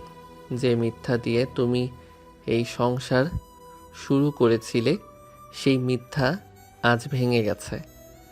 তুমি আমার স্ত্রী নও, তুমি একজন প্রতারক। এখনই এখান থেকে বের হও। আরোহী বিস্ময় আর অপমানে কাঁপছে তার দিকে তাকিয়ে। আপনি আপনি আমার সাথে এমন করতে পারেন না। আমাদের বিয়েটা তো সমাজের চোখে সত্যি। দরজা খুলে দিল। আমি কালই এই বিয়েটা ভেঙে দেব। আমি আমার মা বাবাকে সব বলে দেব। তুমি আর এখানে থাকতে পারো না। যাও, বের হও আমার জীবন থেকে। অনু মৃদু হেসে দীপ্তের বাহুতে হাত রাখল। আরোহী বুঝতে পারল এই মুহূর্তে দীপ্ত কোনো যুক্তি বা সত্য শুনবে না। তার চোখের সামনে অনু নামের আবেগ আর মিথ্যা জয়ী হয়েছে। আরোহী কোনো প্রতিবাদ না করে কাঁদতে কাঁদতে নিজের লাগেজ টেনে সেই রাতেই ঢাকায় কোয়ার্টার থেকে বেরিয়ে গেল। তার জীবনে আর কোনো আশ্রয় রইল না। দীপ্ত সেই দরজা বন্ধ করে দিল। বাইরে তখন অন্ধকার, রাত গভীর। দীপ্তের বাসা থেকে অপমানিত হয়ে বেরিয়ে আসার পর আরোহী ঢাকা শহরের অচেনা রাস্তায় একা দাঁড়িয়ে, হাতে তার লাগেজ, চোখে কান্নার জল, আর হৃদয়ে দীপ্তের নির্মম প্রত্যাখ্যানের যন্ত্রণা। সে কোথায় যাবে জানে না। তার বাবা মা নিশ্চয়ই তাকে ফিরিয়ে নেবেন না, কারণ তাদের কাছে সে ব্যর্থ। আরোহী একটা নীরব অন্ধকার গলি ধরে হেঁটে যাচ্ছিল, যেখানে ল্যাম্পপোস্টের আলো খুব কম।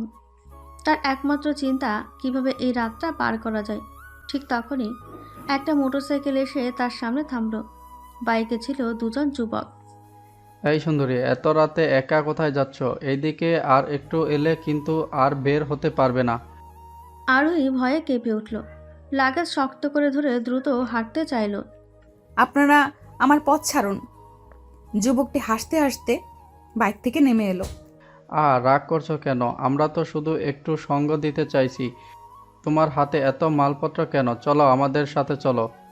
যুবক দুজন আরোহীর দিকে এগিয়ে এলো। আরোহী চিৎকার করতে পারল না, কারণ তার গলা শুকিয়ে গেছিল।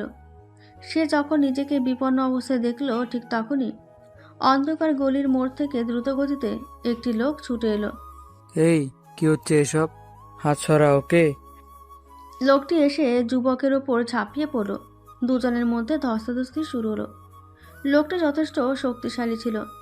সে একাই দুজনকে কাবু করে ফেলল এবং ধাক্কা মেরে বাইকে উঠিয়ে সেখান থেকে তাড়িয়ে দিল। দম বন্ধ অবস্থা থেকে মুক্তি পেয়ে কে কে আপনি? ধন্যবাদ। রনি আলোর দিকে ঘুরে দাঁড়ালো। তার চেহারা ক্লান্ত এবং হতাশ। আপনি অনুর বড় বোন না? আমি রনি। বিস্মিত হয়ে রনি অনুর তিক্ত হাসি হেসে অনুর প্রাক্তন বয়ফ্রেন্ড, আর সম্ভবত তোমার জীবন নষ্টের এক অংশীদার। আরোহী বিস্ময় ভুলে রনিকে দেখল। তার চেহারা দেখে বোঝা যাচ্ছিল সেও কোনো ঝামেলায় আছে। আপনি আপনি কেন এখানে? অনু বলেছিল আপনিই নাকি ওকে কিডন্যাপ করেছিলেন। কষ্টে মাথা ঝাঁকালো। কিডন্যাপ? আমি আর অনু পালিয়েছিলাম। আরোহী অবাক হয় এবং রনিকে সব কথা খুলে বলে। আমাকে দিয়ে ওকে কিডন্যাপ করানোর গল্পটা অনু সাজিয়েছে, যাতে দীপ্ত সহানুভূতি পায়। আমি কোনোদিন ওকে কিডন্যাপ করিনি। তোমার বোন অনু খুবই চালাক মেয়ে। মানে তাহলে অনু? রাগে ফোঁসফোঁস করে হ্যাঁ, অনু মিথ্যে বলেছে।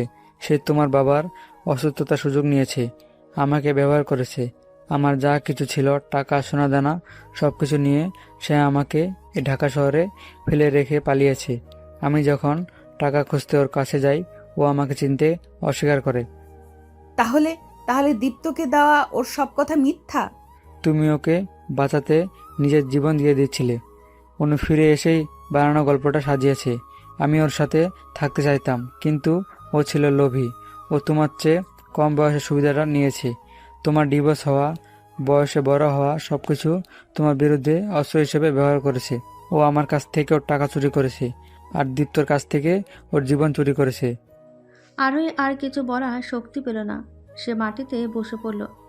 তার সব অপমান, সব যন্ত্রণা মিথ্যে ছিল না, কিন্তু সে অপরাধী ছিল না। সে নির্দোষ হওয়া সত্ত্বেও দীপ্ত তাকে অপমান করে ঘর থেকে বের করে দিয়েছে। রনি আরোহীকে দেখল। তার চেহারায় এক ধরনের সহমর্মিতা। দুজনেই অনুর শিকার। এখন কি করবে? তোমার তো কোথাও যাওয়ার জায়গা নেই। জানি না। আমারও কোনো থাকার জায়গা নেই, কিন্তু তুমি একলা এই রাতে থাকতে পারবে না। আমার কাছে একটা ঠিকানা আছে, তুমি আপাতত সেখানে থাকতে পারো। তারপর কাল সকালে তুমি নিজের মতো ব্যবস্থা করো। আরোহী তখন এতটাই বিপর্যস্ত ছিল যে তার পক্ষে আর কোনো সিদ্ধান্ত নেওয়া সম্ভব ছিল না। সে রনির সাহায্য মেনে নিল। এক মিথ্যাবাদী প্রতারকের কারণে দুই নির্দোষ মানুষ এক চরম অচেনা পরিস্থিতিতে এসে দাঁড়ালো। রাতভর রাস্তায় চরম অনিশ্চয়তার মধ্যে কাটানোর পর পরের দিন সকালে আরোহী এবং রনি দীপ্তের কোয়ার্টারের সামনে এসে পৌঁছালো। রনি ছিল ক্লান্ত, কিন্তু প্রতিশোধ নেওয়ার জন্য দৃঢ় প্রতিজ্ঞ। আরোহী ছিল শান্ত, কিন্তু তার চোখে ছিল কঠিন সত্যের আগুন। দীপ্ত তখনও অনুকে নিয়ে ঘরের ভেতর। অনু তাকে সেবা করে, মিথ্যে গল্প শুনিয়ে সম্পূর্ণ বশ করে ফেলেছে। দরজায় সজোরে ধাক্কা পড়ল। দীপ্ত দরজা খুলে আরোহী এবং রনিকে একসাথে দেখে স্তম্ভিত হয়ে গেল। তার চোখে সন্দেহ আর ক্রোধের এক মিশ্রণ। কঠিন স্বরে, তুমি আবার কেন এসেছো? আর এ কে? ভেতর থেকে দ্রুত এসে রনিকে দেখে ভয়ে কেঁপে উঠল। রনি, তুমি তুমি এখানে কেন এসেছো? অনুর দিকে ঘৃণার দৃষ্টিতে তাকিয়ে। কেন এসেছি? তোমার সব মিথ্যের মুখোশ খুলে দিতে এসেছি। আরোহীর দিকে আঙুল তুলে অনু বলেছে তুমি এই রনিকে দিয়ে তাকে কিডন্যাপ করিয়েছিলে? কিডন্যাপ? আমি আর অন্য পালিয়েছিলাম দীপ্ত, প্রেম করে। তোমার টাকা বা তোমার জীবন আমার দরকার ছিল না, কিন্তু অনু আমাকে ব্যবহার করেছে।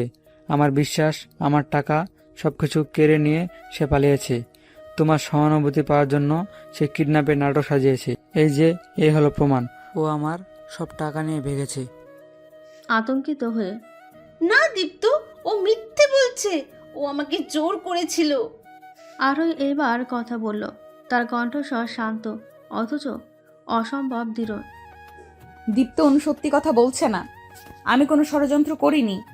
তোমার বাবা মা অসুস্থ, এই ভয়টা সত্যি ছিল। অনু নিজের সুবিধার জন্য রনিকে ব্যবহার করেছে, আর যখন রনির কাছ থেকে তার সব কিছু চাইবার ছিল তা শেষ হয়েছে, তখন তোমার কাছে সহানুভূতি পেতে এই গল্প সাজিয়েছে। অনু আমার কাছ থেকে তোমার সম্মান কেড়ে নিয়েছে, আর এই লোকটির কাছ থেকে ওর সব টাকা চুরি করেছে। দীপ্ত, পৃথিবী যেন দুলে উঠল। অনুর চোখের ভয়, রনির তীব্র ক্রোধ, আরোহীর শান্ত প্রতিবাদ, সব মিলিয়ে দীপ্ত বুঝতে পারল সে আবার চরম ভুল করেছে। অনু তাকে এমনভাবে প্রতারিত করেছে যা আরোহী কল্পনাও করেনি। অনুর সেই মলিন পোশাক, সেই কান্না, সবই ছিল অভিনয়। মাথা চেপে ধরল। তার চোখ এখন অনুর দিকে, যেখানে কোনো ভালোবাসা নেই, আছে শুধু ঘৃণা। তুমি তুমি আমার সাথে এমন করতে পারলে? তুমি রনির টাকা চুরি করেছো? কাঁদতে কাঁদতে দীপ্তের পা জড়িয়ে ধরতে চাইল। দীপ্ত, বিশ্বাস করো, ও ভালো ছেলে না। ও আমাকে ব্ল্যাকমেল করেছিল। অনুকে দূরে সরিয়ে দিল। তুমি চুপ করো। রনি একজন শিকার, আরোহী একজন শিকার, আর তুমি সেই প্রতারক। দীপ্ত দ্রুত ফোন বের করে সরাসরি থানায় ডায়াল করলো। আমি দীপ্ত বলছি। আমার বাসায় একজন প্রতারক আছে। সে কিডন্যাপের মিথ্যা অভিযোগ এনে আমার স্ত্রীকে ঘর থেকে বের করে দিয়েছে। শুধু তাই নয়, সে এই লোকটির কাছ থেকে মোটা অঙ্কের টাকা চুরি করেছে। আপনারা দ্রুত আসুন। অনু কাঁদতে শুরু করলো, কিন্তু দীপ্তের মনে তখন অনুর প্রতি কোনো করুণা ছিল না। কিছুক্ষণের মধ্যেই পুলিশ এসে পৌঁছালো। কি হয়েছে এখানে? অনুর দিকে নির্দেশ করে, ইনি সেই ব্যক্তি আমার স্ত্রীর বিরুদ্ধে মিথ্যা অভিযোগ এনেছেন এবং এই ভদ্রলোকের টাকা চুরি করেছেন। রনি, আপনি আপনার অভিযোগ জানান। রনি এবং দীপ্তের সাক্ষ্য শুনে পুলিশ অনুকে গ্রেপ্তার করলো। অনু হাউমাউ করে কাঁদতে কাঁদতে আরোহীর দিকে তাকালো, কিন্তু আরোহী তাকে এক মুহূর্তের জন্য দেখলো না। অনুকে নিয়ে পুলিশ চলে গেল। দীপ্ত দরজা বন্ধ করলো। ঘরে এখন শুধু সে আর আরোহী। দীপ্ত আরোহীর দিকে ঘুরে দাঁড়ালো। তার চোখে তখন চরম অনুশোচনা আর অপরাধ বোধ। আরোহী, আমি কি করলাম? আমি তোমার নির্দোষিতা যাচাই না করে তোমাকে অপমান করে ঘর থেকে বের করে দিলাম। আমি তোমাকে বিশ্বাস করিনি। নীরবে দাঁড়িয়ে তার চোখে এখন আর জল নেই, আছে গভীর কাঠিন্য। আপনি আমার নির্দোষিতা নয় দীপ্ত। আপনি আপনার নির্ভরতাকে যাচাই করেননি। আপনি যাকে ঘৃণা করতে চেয়েছিলেন সেই আপনার জীবন সহজ করে দিয়েছিল, আর আপনি যাকে ভালোবাসতে চেয়েছিলেন সে আপনার জীবন নষ্ট করেছে। আরোহীর সামনে হাঁটু গেড়ে বসলো। অপরাধ বোধে তার মাথা নত। আমাকে ক্ষমা করো আরোহী। আমাকে তোমার ভালোবাসা, তোমার বিশ্বাস সব কিছু প্রমাণ করার একটা সুযোগ দাও। আমাকে আর একবার তোমার স্বামী হিসেবে মেনে নাও। আরোহী দীপ্তর দিকে তাকালো। তার সামনে সেই দীপ্ত যে তাকে একবার প্রত্যাখ্যান করেছিল আর একবার আশ্রয় দিয়েছিল। এখন সে অনুতাপে পড়ে তার কাছে ক্ষমা চাইছে। আরোহী জানত এই মুহূর্তে তার সিদ্ধান্তই এই সম্পর্কের ভবিষ্যৎ নির্ধারণ করবে। দীপ্ত নতজানি হয়ে আরোহীর কাছে ক্ষমা ভিক্ষা করছিল। তার চোখে অনুশোচনা আর অপরাধবোধের ছাপ, যা আরোহীর মনকে নরম করে দিল। অনুকে নিয়ে সমস্ত মিথ্যা আর নাটক শেষ হওয়ার পর আরোহী বুঝতে পারল তার উপর আর কোনো প্রতিশোধ বা অপমানের বোঝা চাপানো হয়নি। আরোহী দীপ্তর দিকে তাকালো। কিছুক্ষণ নীরব থাকার পর তার কণ্ঠে কোমলতা এলো। আপনি উঠুন দীপ্ত, এভাবে হাঁটু মুড়ে থাকবেন না। দীপ্ত ধীরে ধীরে উঠে দাঁড়ালো। তার দৃষ্টি তখনও আরোহীর ওপর স্থির। ভয়ে ভয়ে সে আরোহীর সিদ্ধান্তের অপেক্ষা করছিল। আমি জানি আমার ভুলের কোনো ক্ষমা হয় না। আমি শুধু আপনার মুখে অনুর নাম শুনেই আপনার প্রতি আমার সমস্ত বিশ্বাস ভেঙে দিলাম। আমি আপনাকে প্রতারক ভাবলাম। আমার সেই আঘাতের জন্য আমি সত্যিই লজ্জিত। কথাগুলো বলতে বলতে দীপ্তের চোখ দিয়ে জল বেরিয়ে পড়ে। বাইরে আমি আপনার প্রতি যে অন্যায় করেছি তা কি শুধরে নেওয়ার কোনো সুযোগ আমার নেই? আমি জানি আমাদের বিয়েটা একটা মিথ্যার উপর শুরু হয়েছিল, কিন্তু এখন আমি বিশ্বাস করি আপনি আমার জীবনের একমাত্র সত্য। আমাকে আর একবার বিশ্বাস করুন আরোহী। আমি আপনাকে ক্ষমা করে দিলাম দীপ্ত, কিন্তু এই ক্ষমা খুব সহজ নয়। আপনি আমাকে একবার নয়, দুবার নয় প্রত্যাখ্যান করেছেন। একবার সমাজের ভয়ে, আর একবার ভুল মানুষের কথায়। আমি জানি আমি প্রতি মুহূর্তে অনুতাপে পড়ব, কিন্তু আমি এখন থেকে প্রমাণ করব আমি আপনার বিশ্বাস রাখার যোগ্য। আমাকে শুধু এই সুযোগটুকু দিন। আরোহী দীপ্তর দিকে স্থির দৃষ্টিতে তাকালো। তার চোখে তখন ভালোবাসার স্ফুলিঙ্গ দেখা গেল। আপনি যখন আমাকে প্রথম মেনে নিলেন, সেদিন আপনার চোখে ছিল কৃতজ্ঞতার নির্ভরতা, আর আজ দেখছি গভীর অনুশোচনা। গভীর দীর্ঘশ্বাস ফেলে আমি আপনার কাছে কোনোদিন ভালোবাসা বা অধিকার চাইনি, শুধু সম্মান চেয়েছিলাম। আপনি যখন আমাকে আপনার পাশে থাকার অনুমতি দিলেন, আমি সেদিনই আপনাকে ক্ষমা করে দিয়েছিলাম। আরোহী এগিয়ে গিয়ে আলতো করে দীপ্তর হাতে হাত রাখল। আমি আপনাকে ক্ষমা করে দিলাম দীপ্ত, কিন্তু আমি আপনাকে মনে করিয়ে দিতে চাই আমার বয়স আপনার থেকে 4 বছর বেশি। আমার অতীত ছিল। এই সবগুলো নিয়ে আপনার কোনো সংকোচ যেন আর না থাকে। আমাদের এই সম্পর্ক নতুন করে শুরু হবে, কোনো মিথ্যার উপর নয়। আরোহীর হাত শক্ত করে ধরে চোখে জল নিয়ে আমার কোনো সংকোচ নেই আরোহী। আপনার পরিপক্কতা, আপনার অভিজ্ঞতা, এটাই আমার প্রয়োজন। আমি প্রতিশ্রুতি দিচ্ছি আমি আর কোনো দিন আপনাকে আপনার অতীত বা বয়সের জন্য ছোট হতে দেব না। আপনি আমার স্ত্রী, আমার জীবনসঙ্গী। সেই দিন তাদের লোক দেখানো সংসার জীবন শেষ হলো। দীপ্ত আরোহীকে তার সাথে নিয়ে ঘর গোছাতে শুরু করলো। তাদের নতুন সম্পর্কের ভিত্তি স্থাপন হলো মিথ্যার উপর নয়, বরং কঠিন অভিজ্ঞতার পর জন্মানো গভীর আস্থা, সম্মান আর নির্ভরতার উপর। অনু গ্রেপ্তার হওয়ার পর দীপ্ত অস্থির হয়ে প্রথম ফোন করলো তার বাবাকে। দেলোয়ার সাহেব সব শুনে যেন স্তব্ধ হয়ে গেলেন। দীপ্ত যখন বলল আরোহীর ওপর করা তার অন্যায়ের কথা, তখন দেলোয়ার সাহেব এবং আশা বেগমও নিজেদের ভুল বুঝতে পারলেন। তাদের মনে অনুশোচনা হলো। পরদিনই দেলোয়ার সাহেব, আশা বেগম, দীপা এবং আশিক দ্রুত ঢাকা চলে এলেন।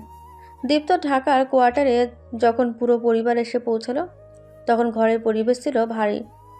দেলোয়ার সাহেব এবং আশা বেগম প্রথমে অনুর প্রতারণার জন্য লজ্জা প্রকাশ করলেন, আর তারপর আরোহীর প্রতি করা অন্যায়ের জন্য অনুতাপ করতে লাগলেন। আরোহীকে জড়িয়ে ধরে কাঁদতে লাগলেন আশা বেগম।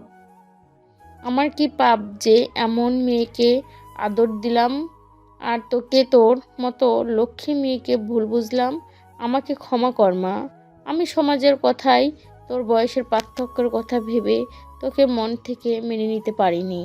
আমার সব ভুল হয়ে গেছে। আরোহীর মাথায় হাত রেখে মা, তুই আমাদের সম্মান বাঁচালি। অনুজা করেছে তা জঘন্য। আর দীপ্তরও উচিত হয়নি তোর কথা না শুনে তোকে ঘর থেকে বের করে দেওয়া। আমরা কেউ তোর প্রতি সুবিচার করিনি, তুই আমাদের ক্ষমা করে দিস।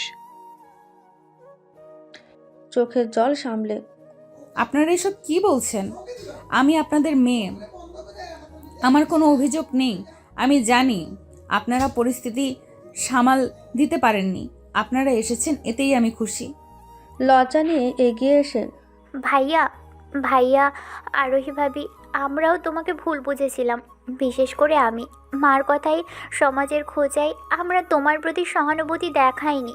আমাকে ক্ষমা করো। আরোহী, তুমি খুব শক্তিশালী মনের মানুষ। দীপ্তর ভাগ্য ভালো যে সে তোমাকে পেয়েছে। সেই মুহূর্তে দীপ্ত এসে তার মায়ের পাশে দাঁড়ালো। অনু চলে গেছে, আর কোনো দিন সে আমাদের জীবনে আসবে না। কিন্তু আরোহী আরোহী আমার স্ত্রী, সে আমার জীবনকে নতুন করে গুছিয়ে দিয়েছে। আমার জীবনে আরোহীকে ছাড়া চলবে না। বাবা মা আপনারা যদি ওকে মন থেকে মেনে নেন তাহলে এই সংসার পূর্ণ হবে।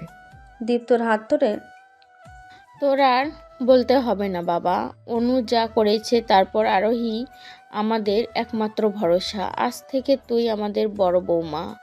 আমরা তোকে আশীর্বাদ করছি, তোরা সুখে থাক। তোর সব অভিজ্ঞতা, তোর সব গুণ, সব কিছুই নিয়ে তুই আমাদের পরিবারের গর্ব।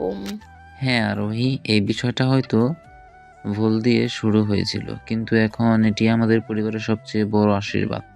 আমরা তো বয়স, তোর অতীত কোনো কিছুই নিয়ে আর কোনো কথা বলবো না। আমরা তোকে মন থেকে মেনে নিয়েছি। এরপর দেলোয়ার সাহেব এবং আশা বেগম আরোহীকে আশীর্বাদ করলেন। দীপা এবং আশিকও আরোহীকে আপন করে নিল। তাদের ঢাকা সেই ছোট্ট কোয়ার্টারে তখন বইছিল এক অন্যরকম ভালোবাসার বাতাস। আরোহীর প্রতি আর কারো মনে কোনো সংকোচ, কোনো অপছন্দ বা কোনো খোঁচা রইল না। অনুর প্রতারণার পর দীপ্ত আর আরোহীর সম্পর্কে কেবল স্বামী স্ত্রীর নয়, বরং দুই পরিবারের বিশ্বাসের সুতোই নতুন করে বাঁধা পড়ল। পরিবারের পূর্ণ সমর্থন পাওয়ার পর দীপ্ত এবং আরোহীর সম্পর্ক এক নতুন মাত্রা পেল। যে সম্পর্ক শুরু হয়েছিল চরম মিথ্যা আর লোক দেখানো চুক্তির উপর, তা এখন পরিণত হলো গভীর বিশ্বাস এবং অনাবিল ভালোবাসায়। দিন পেরোনোর সাথে সাথে দীপ্ত উপলব্ধি করতে লাগলো আরোহীর প্রতি তার অনুভূতি কেবল নির্ভরতা নয়, বরং তা গভীর প্রেম। আরোহীর পরিপক্কতা, নীরব যত্ন এবং যে কোনো পরিস্থিতিতে স্থির থাকার ক্ষমতা, সব কিছু দীপ্তকে এক ধরনের মানসিক শান্তি দিত, যা সে অনুর কাছ থেকে কখনো পায়নি। আরোহী এখন দীপ্ত স্ত্রী নয়, বরং তার শক্তি এবং আশ্রয়। একদিন রাতে যখন তারা একসাথে ঘরে ছিল, দীপ্ত আরোহীকে নিজের কাছে টেনে নিল। আরোহীর কপালে আলতো করে চুমু দিল। আপনি বলেছিলেন আমি আপনাকে ভালোবেসে ফেলবো না, শুধু নির্ভর করব। কিন্তু আমি ভুল ছিলাম আরোহী। আমি এখন আপনাকে প্রচণ্ড ভালোবাসি। অনুকে ভালোবাসা ছিল এক উচ্ছ্বাস, এক স্বপ্ন, আর আপনাকে ভালোবাসা হলো এক পরম সত্য, এক শান্ত আশ্রয়। দীপ্তের বুকে মাথা রেখে মৃদু হেসে, আপনার ভুল ভাঙতে পেরে আমার ভালো লাগছে। আমি আপনাকে কোনোদিন জোর করিনি। আমি শুধু চেয়েছিলাম আমার কাজগুলো যেন আপনাকে কষ্ট না দেয়, আর আপনার কাছে আমার বয়সের পার্থক্য বা আমার অতীত এসব যেন কোনো বাধা না হয়। আরও চুল বিলি করতে করতে, আমার কাছে এখন কোনো পার্থক্য নেই। আপনিই আমার জীবন। আপনি আমাকে শিখিয়েছেন অভিজ্ঞতা কেবল বয়স দিয়ে আসে না, আসে জীবনকে মেনে নেওয়ার সাহস দিয়ে। আপনি আমার জীবনের সবচেয়ে বড় উপহার। আরোহী আর দীপ্ত সম্পর্ক এখন শুধু তাদের দুজনে নয়, তাদের দুই পরিবারেরও। দেওলার সাহেব প্রায়ই গর্ব করে বলতেন, আমার বড় বৌমা অন্যরকম, সে আমাদের মান রেখেছে। আশা বেগম আরোহীকে ছাড়া এক মুহূর্ত থাকতে পারতেন না। আরোহী এখন আর সমাজের খোঁচা বা বয়সের সংকোচের শিকার নয়, বরং সে দীপ্তের হৃদয়ের রানী এবং পরিবারের স্তম্ভ। যে বাসর রাতে শুরু হয়েছিল চরম মিথ্যা দিয়ে, সেই বাসর ঘরে ধীরে ধীরে গভীর ভালোবাসার সাক্ষ্য বহন করলো। তাদের প্রেম প্রমাণ করলো ভালোবাসার জন্ম হতে পারে যে কোনো পরিস্থিতিতে, যে কোনো বয়সে এবং যে কোনো মিথ্যার পর। প্রয়োজন শুধু একটি জিনিস, বিশ্বাস। আরোহী এবং দীপ্ত সেই বিশ্বাস, সম্মান আর ভালোবাসা দিয়েই তাদের জীবনের পথ চলা শুরু করলো। দীপ্ত এবং আরোহীর জীবনে নেমে আসা ঝড়ের পর অবশেষে শুরু হলো তাদের বহু প্রতীক্ষিত সুখের সংসার জীবন। অনুর প্রতারণা এবং রনির সত্য ফাঁস হওয়ার পর তাদের সম্পর্কের ভিত্তি আরও মজবুত হয়েছিল। তারা ঢাকাতেই নিজেদের একটি নতুন সুন্দর ফ্ল্যাটে সংসার পাতল। আরোহীর পরিপক্কতা এবং দীপ্তর গভীর আস্থা, এই দুয়ের সমন্বয়ে তাদের সংসার দ্রুতই এক আদর্শ রূপ নিল। আরোহী কোনোদিন দীপ্তের ওপর কর্তৃত্ব ফলাননি, বরং দীপ্ত নিজেই প্রতিটি গুরুত্বপূর্ণ সিদ্ধান্তে আরোহীর পরামর্শ চাইত। দীপ্তের অফিসে বড় কোনো সিদ্ধান্ত নিতে হলে সে প্রথমে আরোহীর সাথে আলোচনা করত। আরোহীর অভিজ্ঞতা এবং বাস্তব জ্ঞান প্রায়শই দীপ্তকে সঠিক পথ দেখাতো। এক সন্ধ্যায় বাড়ি ফিরে আরোহী একটা নতুন প্রজেক্ট এসেছে, খুবই চ্যালেঞ্জিং, কিন্তু আমার মনে হয় আমি পারবো না। হাসি মুখে কফি এগিয়ে দিয়ে কেন পারবেন না? আপনার প্রতিভা আছে, কিন্তু ঝুঁকিটা কি? আমার মনে হয় আপনি ঝুঁকিটা আমাকে বলুন। চলুন দুজনে একসাথে হিসাব করি। এভাবে প্রতিটি চ্যালেঞ্জ আরোহী ছিল দীপ্তর নীরব সহযোগী। দীপ্ত বুঝতে পারত আরোহীর বয়স বা অতীত কোনো বাধা নয়, বরং তা তার শক্তি। দীপ্ত এখন আরোহীর চেয়ে 4 বছরের ছোট হওয়ায় কোনো সংকোচ বোধ করত না, বরং গর্ব করত। দেলোয়ার এবং আশা বেগম প্রায়ই ঢাকা আসতেন। তারা আরোহীর যত্ন এবং দীপ্তর জীবনযাত্রায় সন্তুষ্ট ছিলেন। আশা বেগম এখন আরোহীর কাছে নিজের মন খুলে কথা বলতেন, যা তিনি অনুকে কখনোই বলতে পারেননি। আরোহীর হাত ধরে, মা, তুই এই সংসারটাকে যে শান্তি দিয়েছিস তা আমি কোনোদিনই ভুলবো না। অনু শুধু বাহিরের সৌন্দর্য দেখাতো, আর তুই ভেতর থেকে শান্তি এনেছিস। আমার খুব শান্তি লাগে তোদের দুজনে একসাথে দেখি। দীপ্ত, তোর ভাগ্য ভালো। আরোহী কেবল তোর স্ত্রী নয়, তোর বন্ধু, তোর পরামর্শদাতা। জীবনে এমন সঙ্গিনী পাওয়া ভাগ্যের ব্যাপার। তাদের ভালোবাসার সম্পর্ক এখন আর নীরব যত্নে সীমাবদ্ধ ছিল না। তারা মন খুলে একে অপরের প্রতি অনুভূতি প্রকাশ করত। এক ছুটির দিনে তারা দুজন নদীর ধারে বেড়াতে গেল। দীপ্তর কাঁধে মাথা রেখে, আপনি সেদিন আমাকে ফিরিয়ে দিলে আমার জীবন হয়তো অন্যরকম হতো, হয়তো কোনোদিন শান্তি পেতাম না। আরোহীকে কাছে টেনে নিয়ে, আমাকে সেদিন ফিরিয়ে দেওয়া উচিত ছিল, তাহলে আমি এতদিনে অনুকে নিয়ে ভুল ভেঙে আপনার কাছে আসতাম। অনু আমাকে স্বপ্ন দেখতে শিখিয়েছিল, আর আপনি আমাকে বাঁচতে শিখিয়েছেন। আমার আর কোনো স্বপ্ন নেই আরোহী, আপনি আমার শেষ কথা। আরোহী আর দীপ্তের নতুন সংসার ছিল ভালোবাসার এক নতুন সংজ্ঞা, যেখানে প্রেম এসেছিল জটিলতা আর দুঃখ পেরিয়ে। তারা প্রমাণ করল জীবনের ভুল মোড়াও কখনো কখনো সবচেয়ে সুন্দর গন্তব্যে পৌঁছে দেয়। তাদের জীবন ভরে উঠল সুখ, সম্মান আর গভীর আস্থায়। দীপ্ত এবং আরোহীর ভালোবাসার সম্পর্কের 1 বছর পূর্ণ হলো। তাদের জীবনে এলো সেই মুহূর্ত যা তাদের সংসারকে পূর্ণতা দিতে পারে। আরোহী গর্ভবতী। দীপ্ত এই খবরে আত্মহারা। তার কাছে আরোহীর বয়স বা অতীত কোনোটাই এখন আর কোনো বাধা নয়, বরং সে এখন শুধু আরোহী ও তাদের অনাগত সন্তানের ভবিষ্যতের স্বপ্নে বিভোর। আরোহী এবং দীপ্ত প্রথম চেক আপের জন্য শহরের নামকরা একজন স্ত্রীরোগ বিশেষজ্ঞের চেম্বারে অপেক্ষা করছিল। দীপ্তের চোখে মুখে ছিল উত্তেজনা, আর আরোহী ছিল শান্ত কিন্তু আনন্দিত। আরোহীর হাত ধরে ফিসফিস করে, তুমি কিছু চিন্তা করো না, সব ঠিক থাকবে, আমাদের সন্তান হবে। আরোহী, তুমি কি খুশি, তাই না? দীপ্তর দিকে হেসে, আপনার চেয়ে কম নই দীপ্ত, কিন্তু আমার একটু ভয়ও করছে। তারা যখন অপেক্ষমান কক্ষে বসেছিল, ঠিক তখনই চেম্বারের দরজা দিয়ে একজন ব্যক্তি প্রবেশ করল। আরোহী তাকে দেখে পাথরের মতো জমে গেল। তার মুখ ফ্যাকাশে হয়ে গেল। আরোহীকে দেখে উদ্বিগ্ন হয়ে, কি হলো আরোহী, অমন চমকে উঠলে কেন? কাপা কণ্ঠে, ও ও শুভ, আমার প্রাক্তন স্বামী। দীপ্ত শুভকে দেখল। এক মুহূর্তের জন্য তার মনে পুরনো সংকোচ ফিরে এলেও সে দ্রুত নিজেকে সামলে নিল। শুভ আরোহী এবং দীপ্তকে একসাথে দেখে থমকে দাঁড়ালো। পরিস্থিতি শীতল ও অস্বস্তিকর হয়ে উঠল। দীপ্তর দিকে তাকিয়ে, আরোহী, কেমন আছো? ভালো, তুমি এখানে?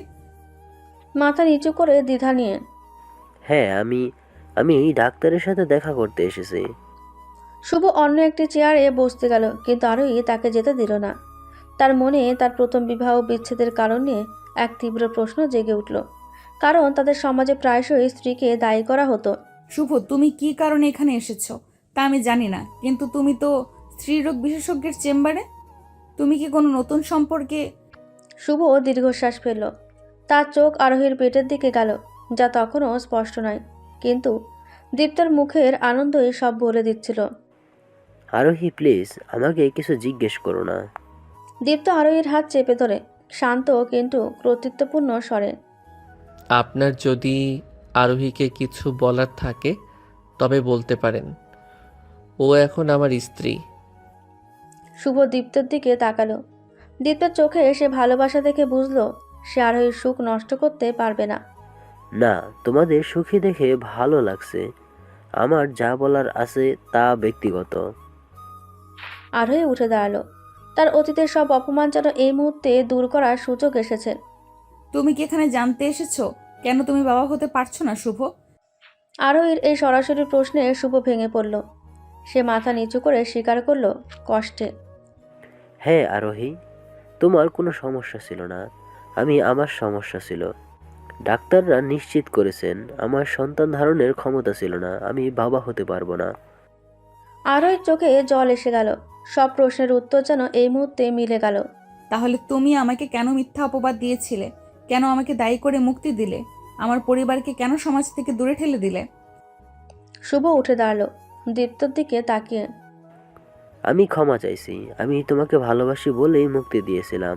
আমি আমার সমস্যার কথা সমাজে বলতে পারিনি। আমার পুরুষত্বের অহংকারে আমি তোমাকে দায়ী করতে গিয়ে সরে গিয়েছিলাম, যাতে তুমি নতুন জীবন পাও। কিন্তু আমি জানতাম তুমি নির্দোষ। শুভ চোখ তখন আরোহীর পেটের দিকে তাকিয়ে সে দেখল আরোহী গর্ভবতী। হাত জোর করে অনুশোচনার সাথে। আরোহী, তুমি আজ সুখী দেখে আমার শান্তি হচ্ছে। আমি জানি আমি তোমার জীবনে অনেক মূল্যবান সময় নষ্ট করেছি। আমি তোমার কাছে এবং তোমার স্বামীর কাছে আমি ক্ষমা চাইছি। শুভর কাঁধে হাত রাখলো কোনো তিক্ততা না রেখে। ধন্যবাদ শুভ। আপনার এই সত্য স্বীকার করাটা আরোহীর অতীতকে সম্পূর্ণ মুক্ত করে দিল। আমাদের জীবনে আর কোনো প্রশ্ন রইল না। আপনি নিজের যত্ন নিন। আরোহী, চলো। আরোহী এক গভীর মুক্তি আর তৃপ্তি নিয়ে দীপ্তর সাথে চেম্বারের দিকে হেঁটে গেল। তার প্রাক্তন স্বামীর কাছ থেকে পাওয়া এই সত্য তার প্রথম বিবাহ বিচ্ছেদের সমস্ত কালিমা মুছে দিল। দীপ্ত তাকে আলতো করে জড়িয়ে ধরল। আরোহীর কাছে এখন শুধু ভালোবাসার আগামী দিনের সুখ অপেক্ষা করছিল। আরোহী এবং দীপ্ত জীবনে শুভর আগমন একটি বন্ধা অতীত থেকে আরোহীকে সম্পূর্ণরূপে মুক্তি দিল। তাদের সম্পর্কের ভিত্তি এখন এতটাই মজবুত যে এই সামান্য ঘটনায় কোনো চিত ধরল না, বরং তাদের বন্ধন আরও দৃঢ় হলো। এরপর কেটে গেল কয়েকটি মাস, যত্নের মাস, অপেক্ষার মাস। দিন গুনতে গুনতে সেই সময় এলো। আরোহীর প্রসব বেদনা শুরু হতেই দীপ্ত তাকে নিয়ে দ্রুত হাসপাতালে ছুটল। দীপ্ত ছিল অস্থির, উদ্বিগ্ন। আরোহী ছিল শান্ত এবং দৃঢ়। হাসপাতালের করিডোরে দেলোয়ার সাহেব, আশা বেগম, দীপা এবং আশিক সকলে অপেক্ষার প্রহর গুনছিলেন উদ্বিগ্ন নিয়ে। আহারে, আমার লক্ষ্মী বউটা কত কষ্ট পাচ্ছে। আল্লাহ মুখ তুলে চান যেন সব ঠিক থাকে। দীপ্তের কাঁধে হাত রেখে। শান্ত হো বাবা, আরোহী খুব সাহসী মেয়ে, সব ঠিক হয়ে যাবে। দীর্ঘ অপেক্ষার পর নার্স যখন হাসি মুখে করিডোরে এলেন, তখন সবার উৎকণ্ঠাটা যেন এক মুহূর্তে দূর হলো। আপনাদের পরিবারের লক্ষ্মী এসেছে। ফুটফুটে এক কন্যার সন্তান হয়েছে। মা আর মেয়ে দুজনেই সুস্থ আছেন। দীপ্তের চোখ জলে ভরে গেল। সে নিজের অনুভূতি ভাষায় প্রকাশ করতে পারছিল না। সে দ্রুত আরোহীর কাছে গেল, ক্লান্ত আরোহীর হাত ধরে। আরোহী, তুমি আমাদের জীবন পূর্ণ করে দিয়েছ। ক্লান্ত হেসে। আমাদের মেয়ে দেখুন ঠিক আপনার মতো। দীপ্ত নবজাতক কন্যাকে দেখল, ছোট্ট সুন্দর এক মুখ। যে সম্পর্ক শুরু হয়েছিল মিথ্যা প্রতারণা আর লোকনিন্দার মধ্যে, সে সম্পর্ক আজ এই নিষ্পাপ শিশুর মাধ্যমে সত্যিকারের পূর্ণতা পেল। এই শিশু তাদের প্রেমের ফসল, তাদের সংগ্রামের শেষ এবং মধুরতম ফল। শিশুটিকে প্রথম যখন আশা বেগম কোলে নিলেন, তার চোখে তখন আনন্দাশ্রু। নাতনিকে আদর করে, আমার লক্ষ্মী, আমার ঘরের এত সুখ এনে দিলি। আরোহী মা, তুই সত্যি আমাদের পরিবারকে বাঁচালি। এইসব আমাদের পরিবারের নতুন শুরু। এদের বাবা মা দুজনেই কঠিন পরিস্থিতি মোকাবেলা করেছে। নাম হোক মুক্তি। আবেগময় কণ্ঠে। না বাবা, এর নাম হবে আস্থা। যে বিশ্বাস আর ভরসার উপর আমাদের সম্পর্ক টিকেছে। হাসি মুখে। আমাদের মেয়ে দীপ্তি। দীপ্তির প্রথম সন্তানের নাম হবে আলোময় দীপ্তি। সবাই এই নাম মেনে নিল। দীপ্তের জীবনে নেমে আসা অন্ধকার, আরোহীর প্রতি তার সন্দেহ, সবকিছু যেন এই নবজাতক কন্যার আগমনে দূর হয়ে গেল। যে আরোহী একসময় ছিল সমাজে পরিত্যাজ্য, সে আজ দীপ্তের ভালোবাসা, দীপ্তের আস্থা এবং পরিবারের আনন্দ।